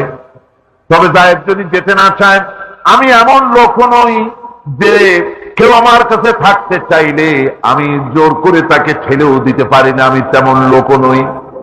পিতা বললেন, আপনি অবশ্যই যুক্তিপূর্ণ কথা বলেছেন। হযরতে যায়েদ কানা হলো। হুজুর বললেন, তুমি কি চেনো এদেরকে? যায়েদ বললেন, চিনি, ইনি আমার বাবা, উনি আমার চাচা। যায়েদের পিতা বলেন, বাবারে বাড়ি চলো, তোমার মা কেঁদে কেঁদে হয়রান, চলো বাড়ি যাই, বাড়ির যা কিছু আছে সব তোমাকে ফিরিয়ে দেওয়া হবে। হযরতে যায়েদ বলতেছেন, পিতা বাড়িতে যা আছে তাই শুদ্ধ, তামাম দুনিয়াটা যদি আমারে দেওয়া হয়, এই লোকটির কাছে থেকে যে ব্যবহার পেয়েছি, আমি এই লোকের কদম ছেড়ে যেতে পারি না। তার চরিত্রই প্রমাণ করে তিনি নবী, কি ব্যবহারটা পেয়েছেন। হযরত আনাস রাদিয়াল্লাহু তাআলা আনহু ছোট মানুষ, 8 বছর বয়সের সময় হুজুরের খাদেম হয়ে হুজুরের বাড়িতে আসলেন। আচ্ছা, 8 বছর বয়সের কিশোর ভুল তো করতেই পারে, গরম পানি চাইলে ঠান্ডা পানি এনে দেবে, স্যান্ডেল চাইলে জুতো আনবে, বিছানা বিছাইতে বললে উঠাই দেবে, এটা স্বাভাবিক। কিশোর মানুষ, ছোট মানুষ। এবার শুনুন, বায়্যানাত কারে বলে? নবীদের বায়্যানাত আল্লাহ যে দিয়েছেন সেটা কি জিনিস? সেটা হলো উন্নত মানের চরিত্র, তার ব্যবহার, ওঠা বসা যা দেখলে মানুষ বুঝতে পারে তিনি আল্লাহর নবী। হযরতে আনাসের মুখে শুনুন, হযরতে আনাস রাদিয়াল্লাহু তাআলা আনহু বলেন, একাধিক ক্রমে টানা 10টি বছর রাসূলের খেদমতের ভিতরে নিয়োজিত ছিলাম। 10টি বছরের ভিতরে একটা দিনের জন্য নবীজি আমাকে ধমক দিয়ে কথা বলেন নাই। তো ধমক দিলেন না আমারে, এটা করছো কেন, এটা করো নাই কেন? সুবহানাল্লাহ বিহামদিহি। গোটা পৃথিবী সমস্ত মুমিন মুসলমানদের, পুরুষ আর নারীদের জীবন, কলিজা, রক্ত রাসূলের কদম মোবারক উৎসর্গ হয়ে যায়। আমার ভাইরা, রাসূল পাক সাল্লাল্লাহু আলাইহি ওয়াসাল্লাম আল্লাহর নবী এমন এক মহান সত্তা ছিলেন যে তিনি দোয়া আল্লাহর দরবারে হাত উঁচু করতে দেরি আছে, কিন্তু দোয়া কবুল হতে দেরি নাই। হিজরত করে মদিনায় এসেছেন, নামাজ পড়তে দিল চায়, কাবা শরীফের দিকে ফিরে যদি নামাজ পড়তে পারতাম দিলটা বড় ভালো লাগতো, কিন্তু হাত উঁচু করে মোনাজাত করতেছেন না, আল্লাহর কাছে বলতেছেন না যে আল্লাহ তুমি আমার কিবলাটা বাইতুল মুকাদ্দাস থেকে ফিরাইয়া মক্কা শরীফে বাইতুল্লাহর দিকে ফিরাই দাও, মুখেও বলতেছেন না, মনেও না, শুধু আকাশের দিকে বারবার তাকাচ্ছেন, মোনাজাত করেন নাই। মনে মনে আশা পোষণ করতেছেন যদি এমন একটা ওহী নাযিল হয়ে যেত। আল্লাহ রাব্বুল আলামিন সঙ্গে সঙ্গে রাসূল জোহরের নামাজ পড়তেছিলেন, 2 রাকাত পড়া হয়ে গেছে, এমন সময় ওহী নাযিল হয়ে গেল, قد نرى تقلب وجهك في السماء ও নবী, আমি দেখতে পেয়েছি বারবার আপনি আকাশের দিকে তাকাচ্ছেন। فلنولينك قبلة ترضاها فول وجهك شطر المسجد الحرام। আর দেরি নাই, আপনার মনের আশা পুরা হয়ে গেছে, এক্ষুনি আপনার কিবলা পরিবর্তন করুন। হুজুর 2 রাকাত পড়েছিলেন বাইতুল মাকদাসের দিকে ফিরে, বাকি 2 রাকাত তিনি মক্কা শরীফের কাবা শরীফের দিকে ফিরলেন। আজও পর্যন্ত সেই মসজিদ আছে, সাক্ষ্য দিচ্ছে নবীর কথা কিভাবে মঞ্জুর হয়। মসজিদে কিবলাতাইন মদিনা মুনাওয়ারায় সেই মসজিদ আজও আছে। ভাইরা আমার, রাসূল পাক সাল্লাল্লাহু আলাইহি ওয়াসাল্লাম এত বড় মর্যাদা সম্পন্ন ব্যক্তিত্ব, মহান ব্যক্তিত্বের উম্মতের মধ্যে আল্লাহ আমাদের শামিল করেছেন। শুকরিয়া স্বরূপ আমরা পড়ি আলহামদুলিল্লাহ। জোরে সোরে পড়েন আলহামদুলিল্লাহ। আমার ভাইরা, মর্যাদা এত বেশি আল্লাহ রসুলকে আল্লাহ রাব্বুল আলামিন দান করেছেন। এই পৃথিবীতে কোন মানুষের সঙ্গে যদি আপনি বেয়াদবি করেন, তিনি আপনার বাপ হোক, তিনি আপনার মা হন, অথবা আপনার উস্তাদ হন, অথবা আপনার পীর হন, যে কেউ হোক না কেন, কারো সঙ্গে যদি কোনো বেয়াদবি হয়ে যায় তো শুধু একটা বেয়াদবি ছাড়া আর কিছুই না। কিন্তু নবীজির সঙ্গে যদি কেউ বেয়াদবি করে, সেটা শুধু বেয়াদবি থাকে না, কুফরি হয়ে যায়। রাসূলুল্লাহকে কেউ তাওহীন করলে, অসম্মান করলে, সমালোচনা করলে কাফের হয়ে যায়, যেমন কি হয়ে যায়। কত বড় মর্যাদা। রাসূল পাক সাল্লাল্লাহু আলাইহি ওয়াসাল্লাম, তার সামনে সাহাবায়ে কেরাম বসা। হুজুর কথা বলছেন, সাহাবায়ে কেরাম তারাও কথা বলছেন। কথা বলতে বলতে এক পর্যায়ে সাহাবীদের গলার আওয়াজ বড় হয়ে গেছে। হুজুরের গলার আওয়াজ শোনা যায় না, সাহাবীদের গলার আওয়াজটা বড় হয়ে গেল। আল্লাহ রাব্বুল আলামিন এতটুকু বরদাস্ত করলেন, আমার নবীর গলার আওয়াজের চাইতে তোমাদের আওয়াজ বড় হলো কেন? সঙ্গে সঙ্গে ওহী নাযিল হয়ে গেল। আল্লাহ রাব্বুল আলামিন বলেন, ইয়া আইয়ুহাল্লাযীনা আমানু লা তারফাউ আসওয়াতাকুম ফাওকা সাওতিন নবী। ও বিশ্বাসীরা, খবরদার, তোমরা যারা ঈমান এনেছো শোনো, তোমাদের গলার আওয়াজ যেন আমার নবীর গলার আওয়াজের চাইতে বড় না হয়ে যায়। যদি তা হয়, আনতাহবাতা আমালুকুম, জীবনের সমস্ত ভালো কাজগুলি আমি আল্লাহ বরবাদ করে দেব। আজ পর্যন্ত এই আয়াতে কারিমা রাসূল পাক সাল্লাল্লাহু আলাইহি ওয়াসাল্লামের রওজায়ে আতহারের সামনে সবুজ সাইনবোর্ডের উপরে সোনার অক্ষর দিয়ে এই আয়াতে কারিমা লেখা রয়েছে, সুবহানাল্লাহ। সর্বকালের, সর্বযুগের সর্বশ্রেষ্ঠ মহামানব, সর্বশ্রেষ্ঠ বিশ্বনবী, আল্লাহর পরে যার মর্যাদা, তিনি হচ্ছেন মুহাম্মদ রাসূলুল্লাহ সাল্লাল্লাহু আলাইহি ওয়াসাল্লাম। তুলির ধরা থেকে রাসূলকে আরশে আজিমে নিয়ে যাওয়া হবে। বোরাক এলো। বোরাক হচ্ছে বারকুন থেকে উৎপত্তি। এর অর্থ হচ্ছে বিজলি, বৈদ্যুতিক গতি সম্পন্ন। ঘোড়ার চাইতে ছোট, খচ্চরের চাইতে বড়, এই জাতীয় একটা প্রাণীর মতো হযরত জিবরাইল নিয়ে আসলেন। আমাদের দেশে কারো কারো বাড়িতে আয়নায় বান্দানো থাকে এই ছবিটা। ঘোড়া আছে, 2টা ডানা আছে, মাথাটা মেয়ে লোকের মতো, চুলগুলো ঝুলে পড়ছে, নিচে লেখা আছে হাজা বুরাকুন নবী সাল্লাল্লাহু আলাইহি ওয়াসাল্লাম। আন্দাজে কোথায় পাইছে আল্লাহ? মিথ্যে কথা, বাজে কথা। আল্লাহ এরকম একটা মেয়ে লোক মার্কা ঘোড়া পাঠাইছিল হুজুরকে নেওয়ার জন্য, এটা কথা হইল? রাসূলকে মক্কা থেকে, উম্মে বাবে উম্মে হানি থেকে হুজুরকে বের করে নিয়ে যাওয়া হলো বাইতুল মাকদাসে। সমস্ত পয়গম্বর, দুনিয়া আল্লাহ যাদের পাঠিয়েছিলেন, সমস্ত রূহ উপস্থিত ছিল সেখানে। রাসূল করিম সাল্লাল্লাহু আলাইহি ওয়াসাল্লাম এখান থেকে মেরাজ করলেন। এতটুকু ছিল ইসরা। কোরআনে কারীম বলছে, আজকের কারি সাহেব যেখান থেকে তেলাওয়াত করেছিলেন, সুবহানাল্লাযী أسرى بعبده ليلا من المسجد الحرام إلى المسجد الأقصى سبحان الذي সমস্ত দুর্বলতা অক্ষমতা থেকে মুক্ত সেই সত্তা যিনি তার বান্দাকে ইসরা করিয়েছেন, মেরাজ করিয়েছেন। সুবহানাল্লাহ। সমস্ত দুর্বলতা অক্ষমতা থেকে মুক্ত তিনি পার করে নিয়ে গিয়েছেন। তারপরে মুহূর্তের ভিতরে মহাশূন্য পাড়ি দিয়ে, সেই মহাশূন্য মানে কি? এইখান থেকে সূর্য কত দূরে?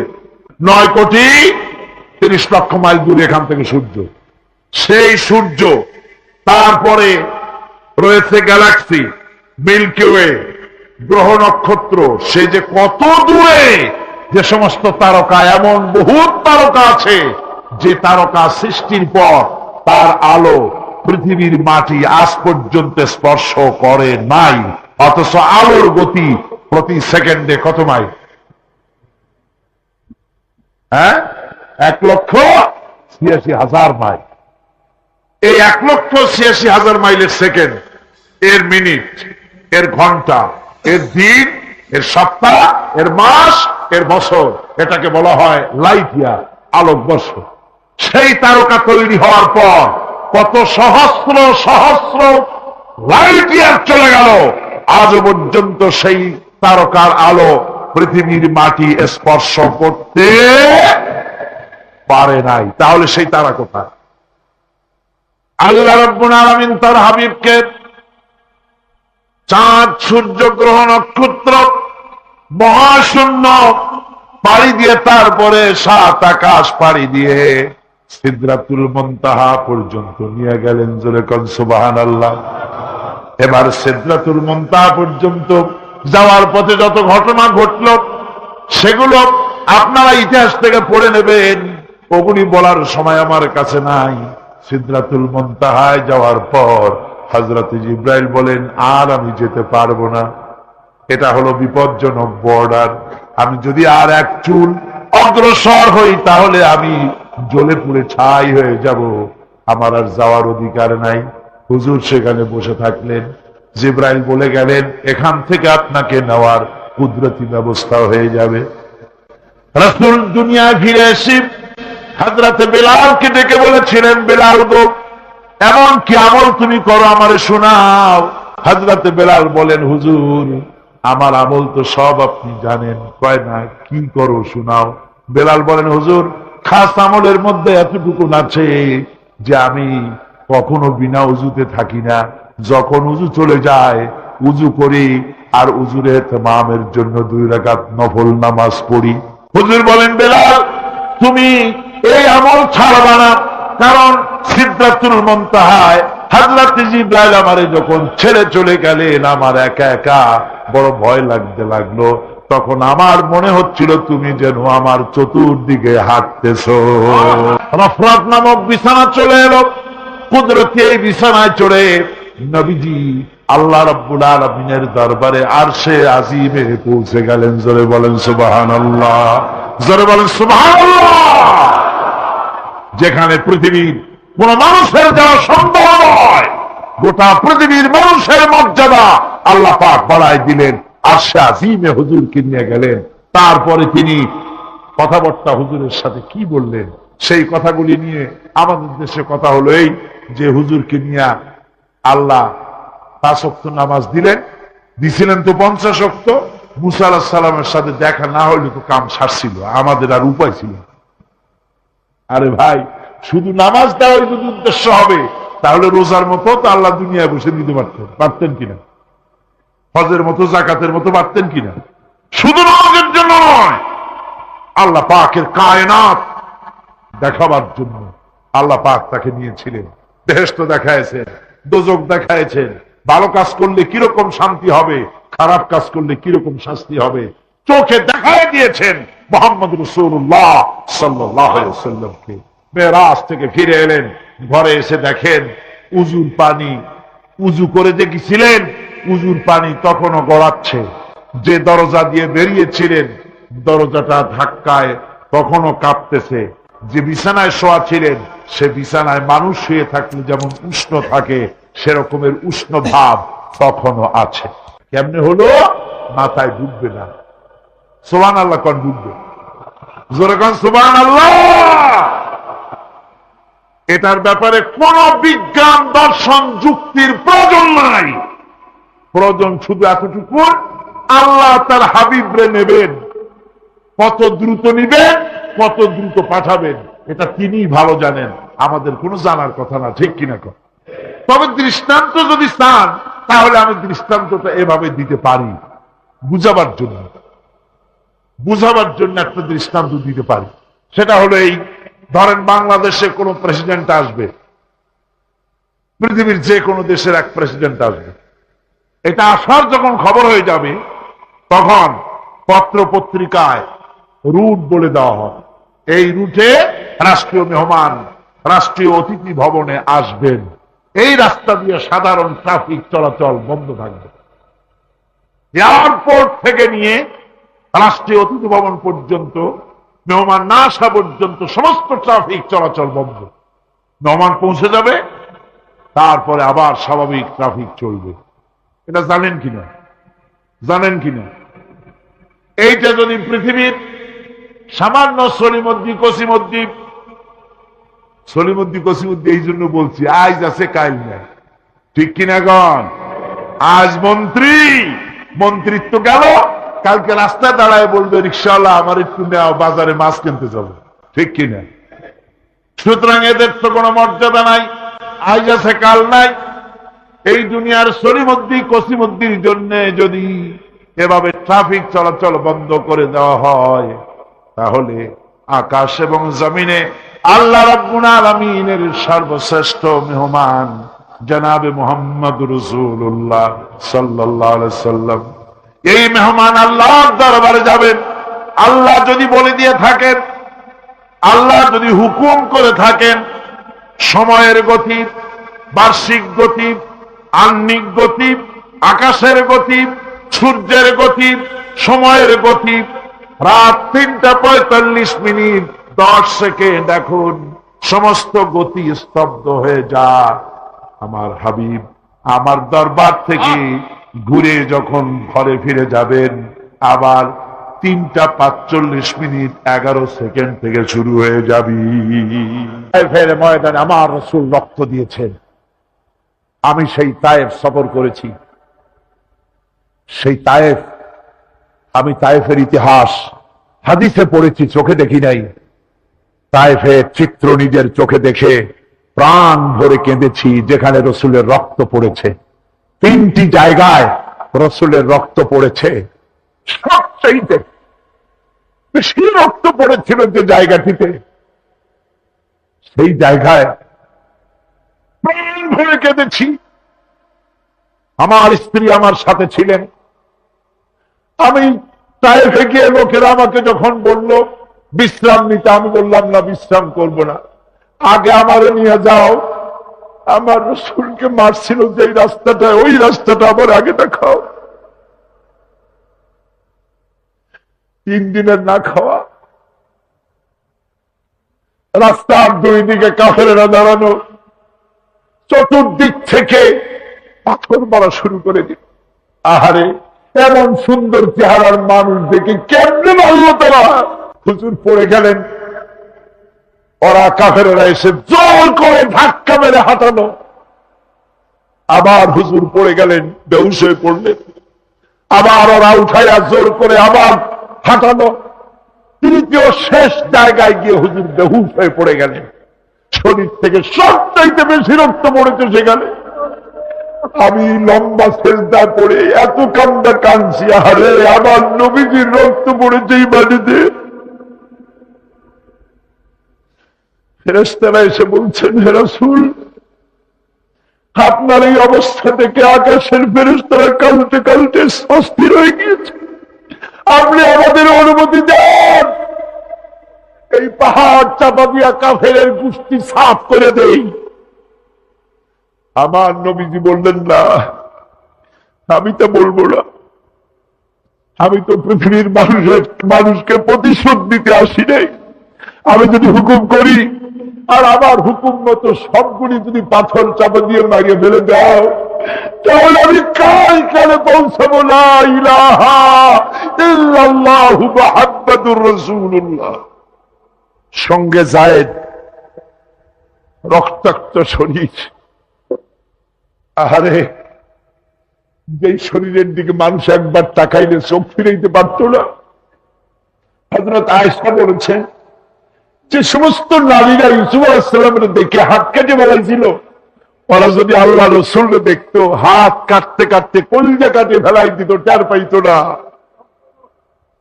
এমন মানুষের গায়ে কেমনে পাথর মারলো? রাসূল কারীম সাল্লাল্লাহু আলাইহি ওয়াসাল্লাম বসে আছেন, শরীর থেকে রক্ত ঝরছে। বুখারী শরীফে এসেছে, আত্তাস নামক এক যুবক আঙ্গুরের বাগান থেকে এক গ্লাস আঙ্গুরের শরবত এনে হুজুরের হাতে দিলেন। কষ্টের পর 3 দিনের না খাওয়া ক্ষুধার্ত নবী এক গ্লাস আঙ্গুরের শরবত সবটুকু পান করে একটা স্বস্তির নিঃশ্বাস ফেললেন। বললেন, তোমার নাম না আত্তাস? তিনি বললেন, হ্যাঁ, আমার নাম আত্তাস। তোমার বাড়ি হযরত ইউনূস আলাইহিস সালামের গ্রামে? বললেন যে হ্যাঁ, আমার বাড়ি ইউনূস আলাইহিস সালামের গ্রামে।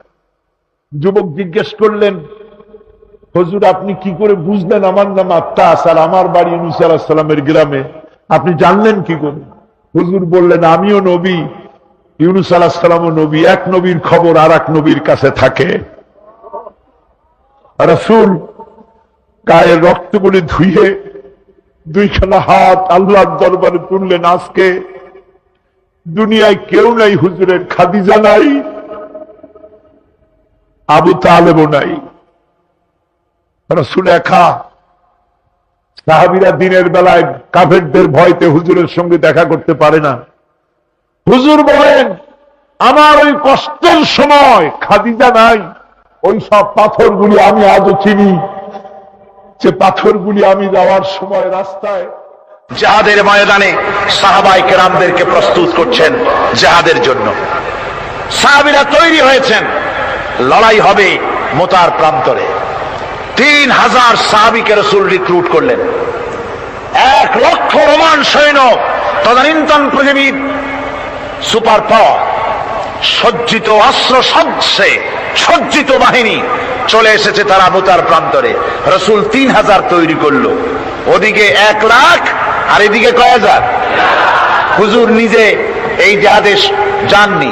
রাসূল পাক বললেন, এই জিহাদের ময়দানে সেনাপতির দায়িত্ব পালন করবে আমার পালক পুত্র যায়েদ। কোথায় তুমি? যায়েদ দাঁড়িয়ে গেলেন। 2 নম্বরে এই জিহাদের সেনাপতির দায়িত্ব পালন করবে আমার চাচাতো ভাই জাফর বিন আবি তালেব। কোথায়? দাঁড়িয়ে গেলেন তিনি। 3 নম্বরে দায়িত্ব পালন করবে আমার সাহাবী আব্দুল্লাহ বিন রাওয়াহা। কোথায় তুমি? তিনিও দাঁড়িয়ে গেলেন। রাসূল তাদেরকে বললেন যে তোমরা চলে যাও, তোমাদের ঘরে গিয়ে বিবি বাল বাচ্চা মা বাপের কাছ থেকে সালাম করে আসো। আমার বন্ধুগণ, জিহাদের ময়দানে সেনাপতি কয়জন লাগে? হুজুর বললেন কয়জনের কথা? 3 জনের কথা। তার মানে হলো কারো বুঝতে কোনো কষ্ট হইল না। এই জিহাদের ময়দানে 3 জনের নাম যে নবীজি ঘোষণা করেছেন, এর ভিতর থেকে একজনও ফিরে আসবে না। বোঝা হয়ে গিয়েছে। হযরতে যায়েদ বলেন, ইয়া রাসূলুল্লাহ, আমার আব্বাজান, আমি আপনার পালক পুত্র, আপনি অর্ডার করেছেন। আমার মা হযরত আয়েশা ঘরে বসে শুনেছেন। আমার তো আর যাওয়ার দরকার নাই, কারো কাছে বলারও দরকার নাই। হযরতে জাফর বিন আবি তালেব চলে গেলেন নিজের বাড়িতে। যে ডাক দিয়ে বলে, বিবি রে, আল্লাহ রাসূল আমাকে জিহাদের ময়দানে সেনাপতির দায়িত্ব দিয়েছেন। আমি তোমাকে বলতে এসেছি, সালাম করতে এলাম। তোমার সঙ্গে একসঙ্গে দীর্ঘদিন আমি ছিলাম, কোন হক তোমার আদায় করতে হয়তো পারি নাই, হয়তো জুলুম করেছি, অথবা আমার দ্বারা তোমার অধিকার নষ্ট হয়েছে। কিছু যদি কোনো ভুল ত্রুটি হয়ে থাকে, আল্লাহর হস্তে আমারে মাফ করে দিও। বিবি বলে, প্রাণের স্বামী রাসূলুল্লাহ আপনাকে জিহাদের ময়দানের জন্য নির্বাচিত করেছেন, আমি আপনাকে ফিরে থাকতে বলতে পারবো না, সুতরাং আমি আল্লাহর দরবারে দোয়া করি। স্ত্রী হাত তুলে বলেন, রব্বুল আলামিন, আমার প্রাণের স্বামী জাফরকে জিহাদের ময়দান থেকে গাজী বানায়া আমার ঘরের ভিতরে তুমি তাকে দয়া করে ফিরাইয়া দিও। হযরতে জাফর তরবারির উল্টা পিঠ দিয়া স্ত্রীর হাতের উপরে মৃদু আঘাত করলেন আর বললেন, বিবিরে উল্টা দোয়া করো না, উল্টা দোয়া তোমার আল্লাহর দরবারে কবুল হবে না, যেহেতু নবীজি আমার নাম 2 নম্বরে ঘোষণা করেছেন, আমার আগেও একজন আছে, পরেও আর একজন আছে। ও বিবি, নির্ঘাত ওই মুতার প্রান্তরে আমি শহীদ হয়ে যাব, জনমের মতো দেখা করতে আসলাম, এই জীবনে তোমার সাথে আমার আর দেখা হবে না। আমার বন্ধুগণ, হযরতে জাফরের স্ত্রী কাঁদতেছেন, বিবি বাচ্চাগুলা কান্দে। হযরতে জাফর বলেন, বিবি রে, এই বাচ্চাগুলি রেখে গেলাম, যেই রাস্তায় আমি জীবন দিতে যাচ্ছি এই রাস্তায় আমার ছেলেগুলোকে তুমি তৈরি করবে। সালাম করে তিনি চললেন। বিবি কাটা কবুতরের মতো জমিনে ছটফট করতেছে, কাঁদতেছি, আর পিছনে পিছনে ছোট্ট ছোট্ট ছেলে মেয়েগুলি আব্বা আব্বা বলে চিৎকার মেরে দৌড়াতেছি। হযরতে জাফর একবারও পিছনের দিকে তাকায় দেখলেন না কারা কান্দে। হযরতে আব্দুল্লাহ বিন রাওয়াহা তিনি চলে গেলেন বাড়িতে। হযরতে আব্দুল্লাহ বিন রাওয়াহা বাড়িতে গিয়ে সেই রাত্র ছিল তার বাসর সজ্জা, ফুল সজ্জার রাত ছিল, নতুন বিবাহ করেছেন। বাড়িতে গিয়া শোনেন বিবি কোরআনে কারীম তেলাওয়াত করতেছেন। হযরতে আব্দুল্লাহ বলেন, রুমের বাইরে দাঁড়িয়ে, বিবি রে, আমি তোমার স্বামী আব্দুল্লাহ এসেছি, আমার সালাম নাও, কোরআন পড়া একটু বন্ধ করো। রাসূলুল্লাহ আমাকে জিহাদের সেনাপতি বানিয়েছেন, আমি জিহাদে যেতেছি, নতুন বিবাহ হলো, কোনো হক তোমার আদায় করতে পারি নাই, তুমি আমাকে মাফ করে দিও, আল্লাহর রাস্তায় আমার উপর কোনো দাবি রেখো না। বিবি বলে, প্রাণের স্বামী, কোনোদিন আপনাকে দেখি নাই, কোন রকম একটু দেখেছি, আর আমি মদিনার এক সুন্দরী মেয়ে, আপনি আমাকে ভালো করে দেখলেন না। আমার প্রাণের স্বামী, একবার আপনি ঘরে আসেন। স্বামী বলে, ওগো স্ত্রী, ঘরের ভিতরে আমি যাব না, ঘরের ভিতরে গেলে পরে তোমাকে দেখলে আমার মনের ভিতরে প্রেম জাগবে, তোমার প্রতি আমার ভালোবাসা জন্মাবে, আমি ঘরের ভিতরে ঢুকতে চাই না। স্ত্রী বলে, প্রাণের স্বামী, ঘরের ভিতরে যদি আসেন, আল্লাহর কসম আমি কোনো প্রেম নিবেদন করব না, আমি শুধু প্রাণ ভরে আপনার চেহারাটা একটা বার আমি শুধু দেখে রাখতে চাই, যাতে করে কিয়ামতের দিন লক্ষ কোটি কোটি মানুষের ভেতরে আপনাকে আমি স্বামী বলে যেন চিনে নিতে পারি। হযরতে আব্দুল্লাহ বলেন, ওগো স্ত্রী, যদি এই ইরাদা তোমার হয় আর যদি তুমি ধৈর্য ধারণ করে থাকতে পারো, তাহলে কিয়ামতের দিন আল্লাহ রাব্বুল আলামিন আমি যার জন্য জান দিতে যেতেছি, ওই মাবুদ মেহেরবান জান্নাতের ভেতরে তোমাকে আমাকে স্বামী স্ত্রী হিসাবে পরিচয় করাইয়া দিবেন। 3000 সৈন্য নিয়ে সাহাবায়ে কেরাম আর এই সেনাপতি সব চললেন। মুতার প্রান্তরে লড়াই হলো। এই লড়াইয়ের ময়দানে হযরতে যায়েদ অনেকগুলি কাফির সৈন্যকে জাহান্নামে পাঠিয়ে দিয়ে তিনি নিজেও শহীদ হয়ে গেলেন। এবার জাফর হাতে তরবারি আর এক হাতে ঝান্ডা নিয়ে এগোচ্ছেন সামনের দিকে। কাফেরেরা হযরত জাফরকে ঘিরে ফেলে দিল। আমার বন্ধুগণ, কাফেরেরা ঘিরে ধরে তরবারির আঘাত করলো জাফরের ডান হাত কেটে ঝুলে পড়লো। হযরতে জাফর এবার বাম হাতে তরবারি উঁচু করে ধরেছেন, এবার বাম হাতে কোপ দিল ওরা। এই কাটা 2টা হাত দিয়ে বুকের সাথে হযরতে জাফর ইসলামের পতাকাটাকে জড়ায় ধরলেন। পাশের সাহাবীকে ডেকে বলেন, ও রাসূলুল্লাহর সাহাবী শোনো, আল্লাহর নবীকে আমার সালাম বলে দিও আর শোনায়া দিও, জীবনের শেষ মুহূর্ত পর্যন্ত ইসলামের পতাকা উঁচু করে রেখেছিলাম, মাটিতে পড়তে দেই নাই। আমার মনে হয় আমি এখন শহীদ হয়ে যাব, যেহেতু আমি এখন আমার নাকের ভিতরে আল্লাহর জান্নাতের সুঘ্রাণ পেতেছি। হযরতে জাফর শহীদ হয়ে গেলেন। হযরতে আব্দুল্লাহ বিন রাওয়াহা, হযরতে আবু উবাইদা দুজনে মিলে ছুটলেন ঝান্ডা ধরার জন্য। ওনারা বলেন, এগিয়ে গিয়ে দেখি সামনের পরে 2 দূরে পতাকা উঠতেছে, ভাবলাম আমরা যাওয়ার আগে ইসলামের পতাকা কে ধারণ করলো। কাছে গিয়ে দেখি হযরতে জাফরের ডান হাত কাটা, বাম হাত কাটা, দুইটা পা কাটা, দেহটা একদিকে পড়ে আছে, আর শুধু মাথাটা এক পাশে পড়ে থেকে ইসলামের পতাকা কামড়ায় ধরে উঁচু করে রেখে দিয়েছে। আমার বন্ধুগণ, হযরতে আবু উবাইদা বলেন, আমি হযরতে সাদের, হযরতে জাফরের হাত পা মাথা মস্তক একত্রিত করে তার পা থেকে শুরু করে মাথা পর্যন্ত চুমা খাইলাম। তাকে জানাজা করে দাফন করে রাখলাম কবরের ভিতরে। রাতের বেলায় স্বপ্নে দেখি হযরতে জাফর আল্লাহর জান্নাতের ভিতরে ফেরেশতাদের সঙ্গে উড়ে বেড়াতেছেন। আমি জিজ্ঞেস করলাম, ও জাফর, আল্লাহ তোমার সাথে কি ব্যবহার করেছেন? হযরতে জাফর বলেছেন, ও আবু উবাইদা, আল্লাহ রাব্বুল আলামিন আমাকে বলেছেন, জাফর রে, আমি তোমার শাহাদাতে খুশি হয়েছি, তুমি আমার কাছে আর কি চাও? হযরতে জাফর বলেন, আয় আল্লাহ পাক, কিচ্ছু চাই না, শুধু একটা দাবি, দুনিয়ায় তুমি মেহেরবানি করে আমাকে পাঠায়া দাও আর একবার যদি যেতে পারি, তাহলে তোমার দুনিয়ার বুকে তোমার দিন কায়েমের জন্য কাফেরদের বিরুদ্ধে লড়াই করে আমার জীবনটা আর একবার দিয়ে আসি।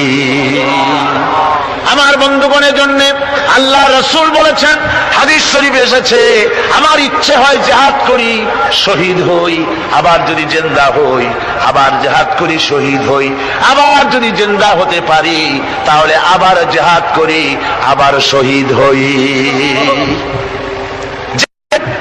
শাহাদাতের মর্যাদা সম্পন্ন মউত আর পৃথিবীতে হতে পারে না। আমার ভাইরা, ইসলামের জন্য জান দেওয়ার জন্য, মাল দেওয়ার জন্য সাহাবায়ে কেরাম এভাবে প্রস্তুত ছিলেন। নিজেদের জীবন তারা আল্লাহর সামনে নজরানা পেশ করেছেন, শহীদ হয়েছেন, আল্লাহ দ্বীন কায়েমের জন্য তারা প্রচেষ্টা করেছেন। আল্লাহর পথে যারা জিহাদ করার সিদ্ধান্ত নেন, মহান আল্লাহ স্বয়ং তাদের সাহায্য করেন।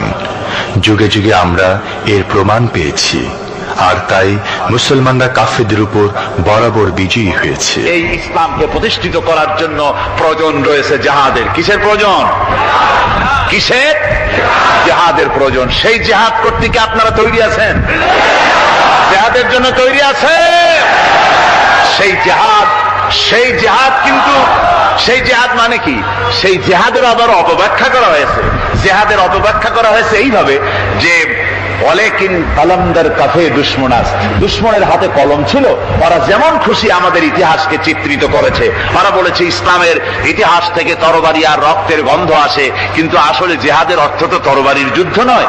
জিহাদের অর্থ হচ্ছে যে কোনো উদ্দেশ্যকে সফলতায় পর্যবসিত করার জন্য যে প্রাণান্তকর প্রচেষ্টা করা হয়, ওই প্রচেষ্টার আরবি নাম হচ্ছে জিহাদ। আর যুদ্ধ তার আরবি হচ্ছে হার্ব। যুদ্ধের আরবি কি? হার্ব, ওয়ার।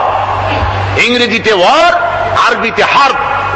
আর জিহাদ যেটাকে বলা হয়েছে, ওটা হচ্ছে যে কোনো উদ্দেশ্যকে সফলতায় পৌঁছাবার জন্য যে চেষ্টা, ওই চেষ্টার নাম জিহাদ। তবে এই চেষ্টা করতে গিয়ে যখন বাধা আসে সশস্ত্র, ওই সশস্ত্র বাধার মোকাবেলা সশস্ত্রভাবে করা যেটা, ওইটা হচ্ছে জিহাদের চূড়ান্ত রূপ। কথা বুঝে আসছে? ইসলাম প্রথমে কাউকে আক্রমণ করে না।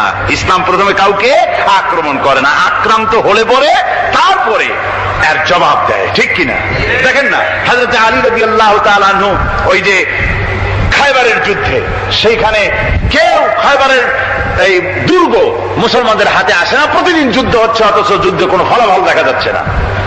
ফজরের এশার নামাজের পর হুজুর বলছেন, ও সাহাবীরা, আগামীকাল আমি এমন এক ব্যক্তির হাতে ইসলামের ঝান্ডা তুলে দেব যাকে আল্লাহ এবং আল্লাহ রসুল বেশি ভালোবাসেন, এবং তিনিও আল্লাহ এবং আল্লাহ রসুলকে বেশি ভালোবাসেন, আর তার হাতেই বিজয় হবে। হযরত ওমর রাদিয়াল্লাহু তাআলা আনহু বলেন, আমার এরকম পেরেশানির রাত জীবনে আর কখনো গেছে কিনা জানি না। আমি সারা রাত পেরেশান ছিলাম যে ওই ব্যক্তিকে আমি হতে পারবো। ফজরের নামাজের পর আল্লাহর নবী বলছেন, সাহাবীরা, আমার আলী কোথায়? তাকে দেখছি না কেন?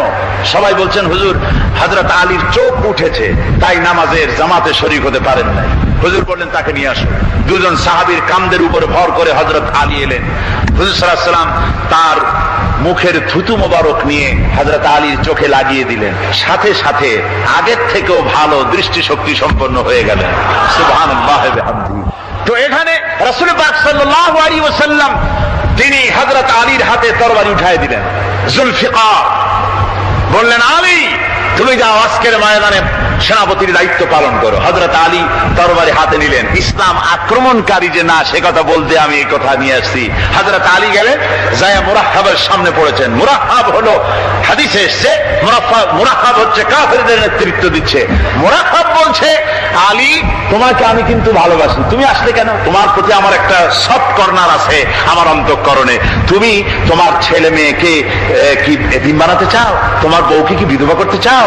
আমি তো সেই বীর যে আমার সামনে এসে কেউ কল্লা সাথে নিয়ে যেতে পারে নাই। সুতরাং তুমি যদি ওদেরকে এতিম আর বিধবা করতে না চাও, আমার সামনে থেকে সরে যাও। হযরত আলী বলেন, মুরাহহাব তুমি কাকে ভয় দেখাতেছ? তোমার তরবারি এই সমাজের কিছু কাফেরেরা ভয় করতে পারে, তুমি কি আমারে চেনো নাকি? তুমি কারে ভয় দেখাও? তামাম পৃথিবীর সমস্ত কাফেরদের উপরে আল্লাহ রাব্বুল আলামিন আমাকে বাঘ বানায় পাঠিয়েছেন। তরবারি দিয়ে প্রমাণ হবে। মুরাহহাব বলে, তুমি আক্রমণ তো করব না আমি, আগে তুমি করো, আমি প্রতিহত করব। আক্রান্ত হলে পরে তারপরই জবাব দেব। এরপরে মুরাহহাব আঘাত হানতে লাগলো। হযরত আলী সমস্ত রণকৌশল দিয়ে আঘাতগুলি তিনি ফিরিয়ে দিতে লাগলেন। এরপরে হযরত আলী বলছেন, মুরাহহাব এবার তৈরি হও আমার আঘাত সহ্য করার জন্য। হযরত আলী জুলফিকার তুলে আঘাত করলেন। এক আঘাতেই দেখা গেল মুরাহহাবের মাথা থেকে শুরু করে শরীর টুকরা হয়ে গিয়া হযরত আলীর তরবারির মুঠা পর্যন্ত মাটির ভিতরে গেড়ে গিয়েছে। খায়বারের দুর্গ দখল হয়ে গেল। পরের দিন আল্লাহর নবী বলেন, আলী শুনতে পেলাম তোমার ঢাল ভেঙে গিয়েছিল, তারপরে তুমি যুদ্ধ করলে কি দিয়ে? হযরত আলী বলেন, হুজুর কামুজ দুর্গের ওই কবাটটা, লোহার কবাটটা বাম হাতে নিয়া আর ডান হাতে তরবারি নিয়ে লড়াই করেছি। হুজুর বলেন, কি করে? মানুষ কেমনে এত বড় দুর্গের লোহার কপাট হাতে নিয়ে যুদ্ধ করে? একটু দেখাও তো দেখি। হযরত আলী গতকালকের মতো বাম হাত দিয়া ধরেছেন, নাড়াতে পারেন না। এবার ডান হাত দিয়া ধরেছেন, নাড়াতে পারেন না। ডান আর বাম দুই হাত দিয়া সমস্ত শক্তি দিয়ে এমন জোরে টান মেরেছেন, প্রতিটি লোমকূপের গোড়া থেকে ঘাম বেরিয়ে এসেছে, এক চুলো নড়াতে পারেন নাই। হযরত আলীর মুখখানা মলিন হয়ে গেছে লজ্জায়। হযরত আলী রাদিয়াল্লাহু তাআলা আনহু লজ্জা পেয়ে গেছেন। রাসূল পাক সাল্লাল্লাহু আলাইহি ওয়াসাল্লাম বলেন, আলী লজ্জা পাওয়ার কোনো কারণ নাই, চিন্তা করার কোনো কারণ নাই। তোমার নিজস্ব শক্তি দিয়ে তুমি লড়াই করতে পারো নাই। এত বড় লোহার দরজা নিয়ে, কবাট নিয়ে মানুষ এভাবে লড়াই করতে পারে না। আল্লাহ তার দ্বীনকে বিজয়ী করার জন্য তোমার ভিতরে আল্লাহ রাব্বুল আলামিন ক্ষমতা দিয়েছিলেন। জোরে বলেন সুবহানাল্লাহ।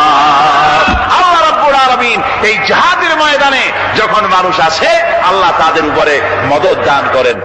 আমার বন্ধুগণ, আল্লাহর দ্বীনকে জমিনের উপরে প্রতিষ্ঠিত করার জন্য যদি আমরা আজও যদি ঐক্যবদ্ধ হই দ্বীন কায়েমের জন্য, তাহলে আল্লাহ রাব্বুল আলামিন আমাদেরকে মদদ করবেন। আল্লাহ পাক কোরআনে কারীমের মধ্যে বলেছেন, ওয়া কানা হাক্কান আলাইনা নাসরুল মুমিনিন। মুমিনদেরকে সাহায্য করা আমি আল্লাহর জন্য ওয়াজিব হয়ে যায়। জোরে বলেন সুবহানাল্লাহ।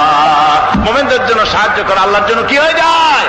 ওয়াজিব হয়ে যায়। ভাইরা একটু বৃষ্টি সহ্য করেন না, খুব বেশি বৃষ্টি? আচ্ছা, এটা রহমত। এটা কি রহমত? আমার ভাইরা, জিহাদের ভিতরে সাহাবায়ে কিরাম আল্লাহর জান্নাতে যাওয়ার জন্য তারা জিহাদ করেছেন। তারা দেশ দখলের জন্য জিহাদ করেন নাই, দ্বীন প্রতিষ্ঠার জন্য লড়াই করা ফরজ। দ্বীন প্রতিষ্ঠার জন্য লড়াই করা কি? যেরকম কি? আর এই ফরজ দায়িত্ব পালন করতে গিয়ে যদি কেউ মারা যায়, তাহলে কোথায় যাবে? ওই শাহাদাতের মত হচ্ছে একটা সেতু বা একটা ব্রিজ, একটা সাঁকো। এপারে দুনিয়া, ওপারে আল্লাহর জান্নাতুল ফেরদাউস। জোরে বলেন সুবহানাল্লাহ। এই জন্য হযরত ওমর ফারুক রাদিয়াল্লাহু তাআলা আনহু সব সময় দোয়া করতেন, আল্লাহুম্মা রযুকনি শাহাদাতান ফি সাবিলিক ওয়াজআল মাউতি ফি বালাদ রাসূলিক। আল্লাহ রাব্বুল আলামিন, আমাকে রাসূলের শহরে মওত দাও আর আমাকে তোমার দ্বীনের রাস্তায় শাহাদাত মঞ্জুর করো। জোরে বলেন আমিন। এটা আমাদের দোয়া, আমার দোয়া, আমার সারা জীবনের স্বপ্ন, সারা জীবনের স্বাদ, আল্লাহ যেন শাহাদাতের মওত নসিব করে দেন। জোরে বলেন আমিন। এর থেকে উন্নত মানের মওত আর নাই। ওই প্যারালাইসিস হয়ে বিছানায় পড়ে তড়পায় তড়পায় মরার কোনো দাম নাই। দুনিয়ার বুকে বিড়ালের জিন্দিগি বছর করার 500 বছর বেঁচে থাকার দাম নাই। সিংহের মতো 1 সেকেন্ড বেঁচে থাকার দাম আছে, ঠিক কিনা? আর মওত, প্লীহা, যকৃত, typhoid, paralysis, diabetes, heart attack, kidney পচে যাওয়া, হাবিজাবি মওতের চাইতে আল্লাহর রাস্তায় জিহাদ করে শাহাদাতের মওত সর্বশ্রেষ্ঠ মওত। জোরে কোন সুবহানাল্লাহ। আমার ভাইরা, রাসূলে পাক সাল্লাল্লাহু আলাইহি ওয়াসাল্লাম তিনি মদিনা মুনাওয়ারায় এসে প্রথম যে জিহাদের সম্মুখীন হলেন, ওইটার নাম কি? কোন জিহাদ? বদর। কোন জিহাদ? বদরের জিহাদ। সেই বদরের মাঠে জিহাদের জন্য রাসূল সাহাবীদেরকে তৈরি করতেছেন। তো আপনারা চিন্তা করেন বিষয়টা, জিহাদ করতে হবে, এই বদরে সাহাবীরা জিহাদ করবে কাদের বিরুদ্ধে? নিজের বাপের বিরুদ্ধে। রাসূল পাক খুব চিন্তিত হলেন যে সাহাবীদেরকে কিভাবে উদ্বুদ্ধ করা যায়। হুজুর জিহাদের কথাই বলতেছেন যে এখন বদরে আমাদের টিকে থাকার প্রশ্ন, এইটা মুসলমানদের টিকে থাকার প্রশ্ন, বদরের যুদ্ধ, বদরের এই জিহাদটা। হুজুর যখন এগুলি বলতেছেন, হযরত মিকদাদ রাদিয়াল্লাহু তাআলা আনহু রাসূলের একজন জলিলুল কদর সাহাবী, তিনি দাঁড়িয়ে বলছেন, হে আল্লাহ রাসূল, কেন আপনি চিন্তা করছেন? ইমজি বিনা ইয়া রাসূলুল্লাহ হাইসু মা তাশা। হে আল্লাহ রাসূল, আপনি আমাদেরকে নিয়ে চলুন যেদিকে আপনার খুশি। হাইসু মা আমারাকাল্লাহ, যেদিকে আল্লাহ আপনাকে নির্দেশ করেন সেদিকে আমাদের নিয়ে আপনি সেদিকেই চলুন। ইন্না লা নাকুলু লাকা কামা ক্বালা বনু ইসরাঈল লি মূসা আলাইহিস সালাম ইযহাব আনতা ওয়া রাব্বুকা ফাকাতিলা ইন্না হাহুনা কায়িদুন। বুখারী শরীফের হাদিস। হযরত মিকদাদ রাদিয়াল্লাহু তাআলা আনহু বলছেন, হে আল্লাহর রাসূল, আপনি আমাদের নিয়ে চলুন, আল্লাহ যেদিকে আপনাকে আমাদের নিয়ে যেতে বলেন সেই দিকে নিয়ে যান। আমরা মুসা আলাইহিস সালামের উম্মতের মতো বলবো না যে হে মুসা আপনি আর আপনার আল্লাহ দুজন গিয়ে যুদ্ধ করেন, আমরা এখানে বসে থাকি, এমন কথা আমরা বলবো না। বাল ইযহাব আনতা ওয়া রাব্বুকা ফাকাত মাকুমা মুকাতিলুন।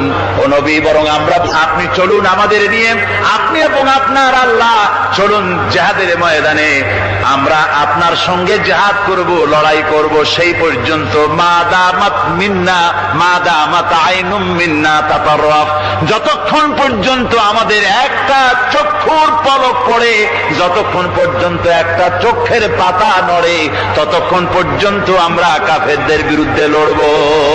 সুবহানাল্লাহ ওয়া বিহামদিহি, যতক্ষণ চোখের পাতা নড়ে ততক্ষণ পর্যন্ত লড়ব, নিয়ে চলুন আমাদেরকে। হুজুর খুব খুশি হলেন। আরে রাসূল পাক সাল্লাল্লাহু আলাইহি ওয়াসাল্লাম দারুণ ভাবে খুশি হয়ে গেলেন। হুজুর বললেন, ও সাহাবীরা, তোমাদের মানসিক অবস্থা যখন এই, কুমু বিনা ইলা জান্নাতিন, চলো আমার সাথে বেহেশতের দিকে। সুবহানাল্লাহ, সবাই বলেন সুবহানাল্লাহ। কুমু বিনা ইলা জান্নাতিন আরদুহা কারদিস সামাওয়াতি ওয়াল আরদ, সেই বেহেশতের দিকে চলো যে বেহেশতের বিশালতা, প্রশস্ততা এই পৃথিবী এবং আকাশের চাইতে অনেক বড়, সেই বেহেশতের দিকে চলো।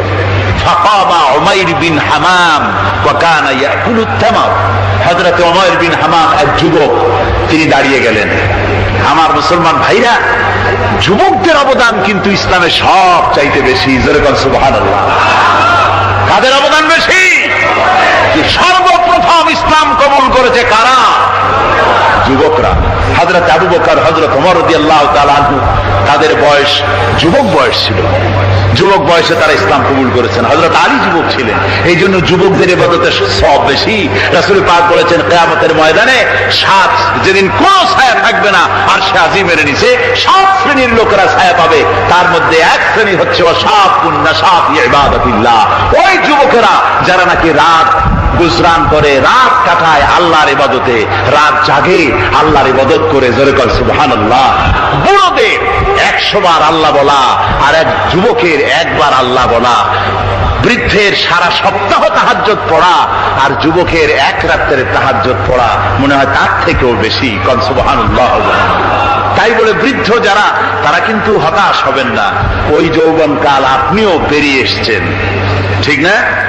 সুতরাং যুবকদের অবদান বেশি। হযরত উমাইর বিন হামাম রাদিয়াল্লাহু তাআলা আনহু তিনি দাঁড়িয়ে গেলেন, তার হাতে ছিল ওয়া কানা ইয়াকুলুত তামার, তিনি খরমা খাচ্ছিলেন, হাতে ছিল কয়েকটা খরমা। তিনি খরমাগুলি হাতে নিয়ে দাঁড়িয়ে বলছেন ওয়া ক্বালা বাখবাখ, তিনি বলছেন বাখবাখ শব্দ এটা হচ্ছে লুগাল মুহাল্লিয়া, অর্থাৎ আঞ্চলিক শব্দ। এর অর্থ হচ্ছে মা আযামাহু ওয়া মা আহসানাহু। কি আশ্চর্য, কি সুন্দর, কি বিরাট, কি সুন্দর কথা আপনি বললেন হে রাসূল। জান্নাতুন আরদুহা কাআরদিস সামাওয়াতি ওয়াল আরদ, এমন দেশ তো পাওয়া যাবে জিহাদ করলে। ও পরদানের মা, 2টা গুণ মুখস্থ করে বাড়িতে যাও রে বাবা। একটা গুণের নাম হলো আপনার সাহাবী আবু যর গিফারি। সিগারির নাফস নিজেকে বড় ছোট মনে করে। কেমন ছোট মনে করতেন জানো? হযরতে আবু যর কতটা বিনয়ী ছিলেন, নবীর সাহাবী। হযরতে আবু যর গিফারি খাদেমে খায়রুল বাশার, হযরতে আবু যর গিফারি খাদেমে খায়রুল বাশার, জিंदगी में ना बनाया अपना घर। এতটা বিনয়ী ছিলেন আবু যর গিফারি, নিজের ঘর পর্যন্ত বানাই নাই যাতে করে নিজেকে মালিক মনে হবে, এই ঘরের মালিক আমি, এতটুকু অহংকার যেন মনে না হয়। এতটা বিনয়ী ছিলেন হযরত আবু যর গিফারি। 1 নম্বর গুণের কারণে। 2 নম্বর গুণ, আপনার সাহাবী আবু যর গিফারি সূরা ইখলাসকে বেশি বেশি মহব্বত করে। ও কীর্তিনগরের যুবক, এই 2টা গুণ যদি আমাদের ভিতরে অর্জন হয়, আমাদেরকেও ফেরেশতারা চিনবে, আমরাও জান্নাতে যাব। একটা গুণ হলো বিনয়ী হওয়া, অহংকার না করা। অহংকার কাদেরকে বলে? পায়ে পড়ে ঝগড়া করে আসে না নাই? না না, ঝগড়া করতে যাও না। জমিন নিয়ে গেছে, নিয়ে যাক, অসুবিধা নাই, আমি ঝগড়া করব না। আমার অধিকার নিয়ে গেছে, অসুবিধা নাই, আমি আল্লাহর কাছ থেকে বুঝে নিব, আমি ঝগড়া করব না। আমার নবী ডাক দিয়া কয়, ওই ব্যক্তির জন্য আমি জামিনদার হয়ে গেলাম, ওই ব্যক্তির জন্য জান্নাতের গ্যারান্টি আমি নবী নিয়ে নিলাম। কোন ব্যক্তির জন্য?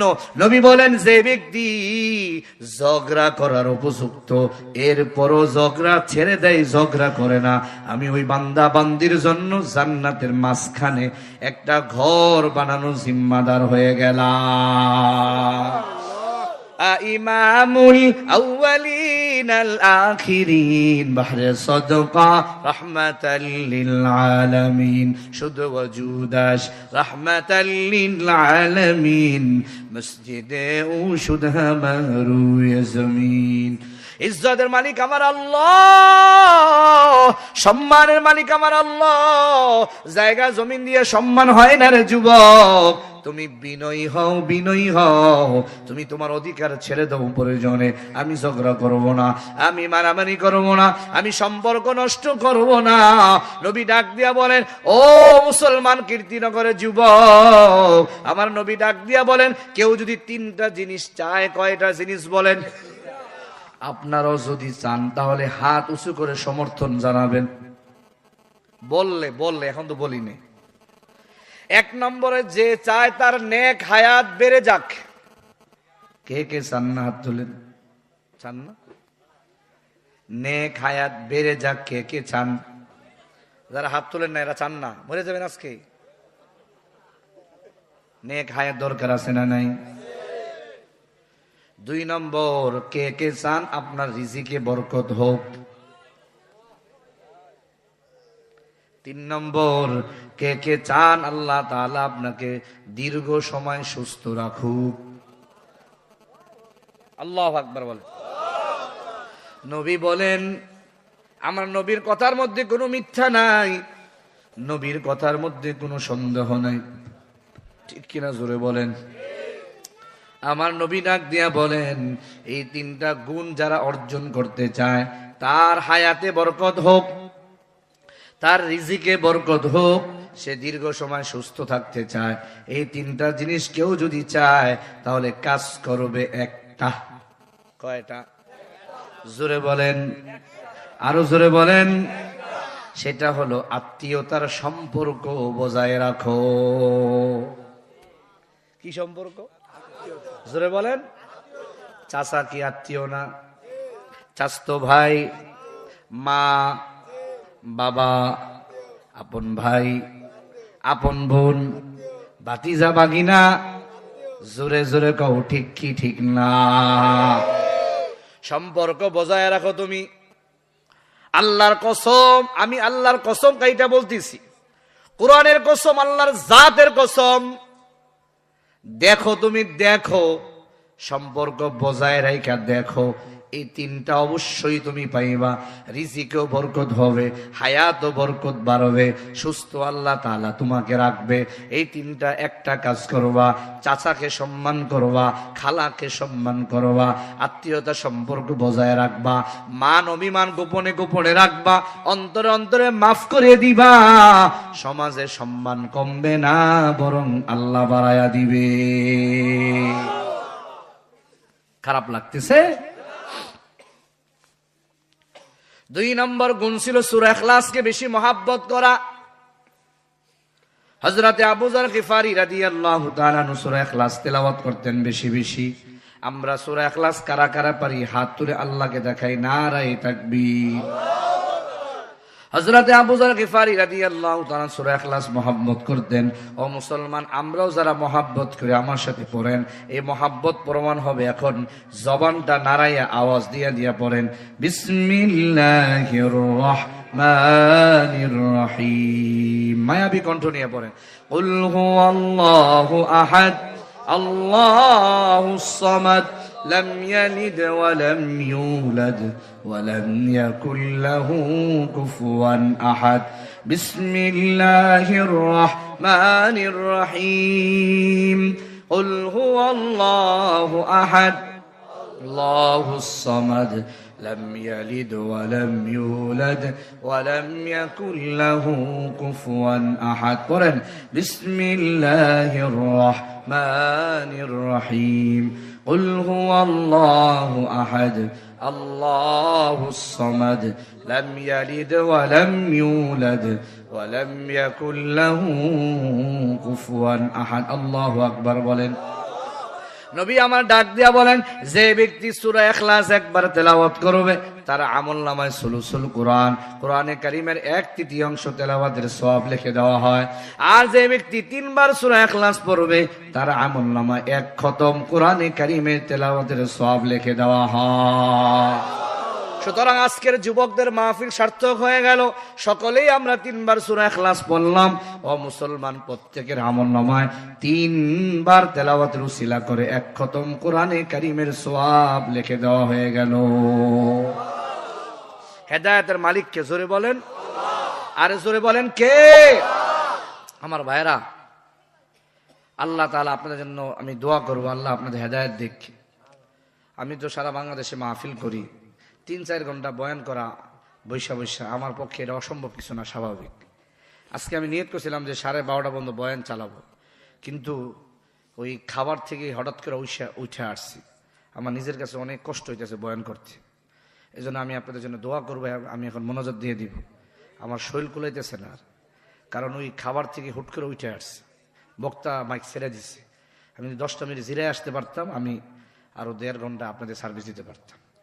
এই জন্য আপনারা কেউ মন খারাপ করবেন না। আমার শরীর আরো আধা ঘন্টা আগে শরীর খারাপ হয়ে গেছে, মানে আমার অনেক কষ্ট হইতেছে। এখন আমি বয়ান ছেড়ে দিয়ে দোয়া করে দিয়ে একটু বমি করতে হইব, শরীর ফ্রেশ করতে হইব। এই জন্য আপনার মন খারাপ করেন, ঠিক আছে? শরীর অনেক খারাপ লাগতেছে আমার কাছে। আল্লাহ তাআলা আমাদের সবাইকে হেদায়েত দান করেন। আবার এটা নিয়ে মারামারি করবেন নি, আবার গিবত শেখাত করবেননি। আল্লাহ তাআলা আমাদের সবাইয়ের সিনাকে নূর দ্বারা আল্লাহ তাআলা বরকত বাড়ায়া দেন। তারপরও 1 ঘন্টা হয়েছে বয়ান, ঠিক আছে? তো আমরা দোয়া করি আল্লাহ তাআলার কাছে, আল্লাহ তাআলা আমাদের সবাইকে হেদায়েত নসিব করেন। বিশেষ করে আমরা আজকে যাদের জন্য দোয়া করব, বিশেষ করে আমাদের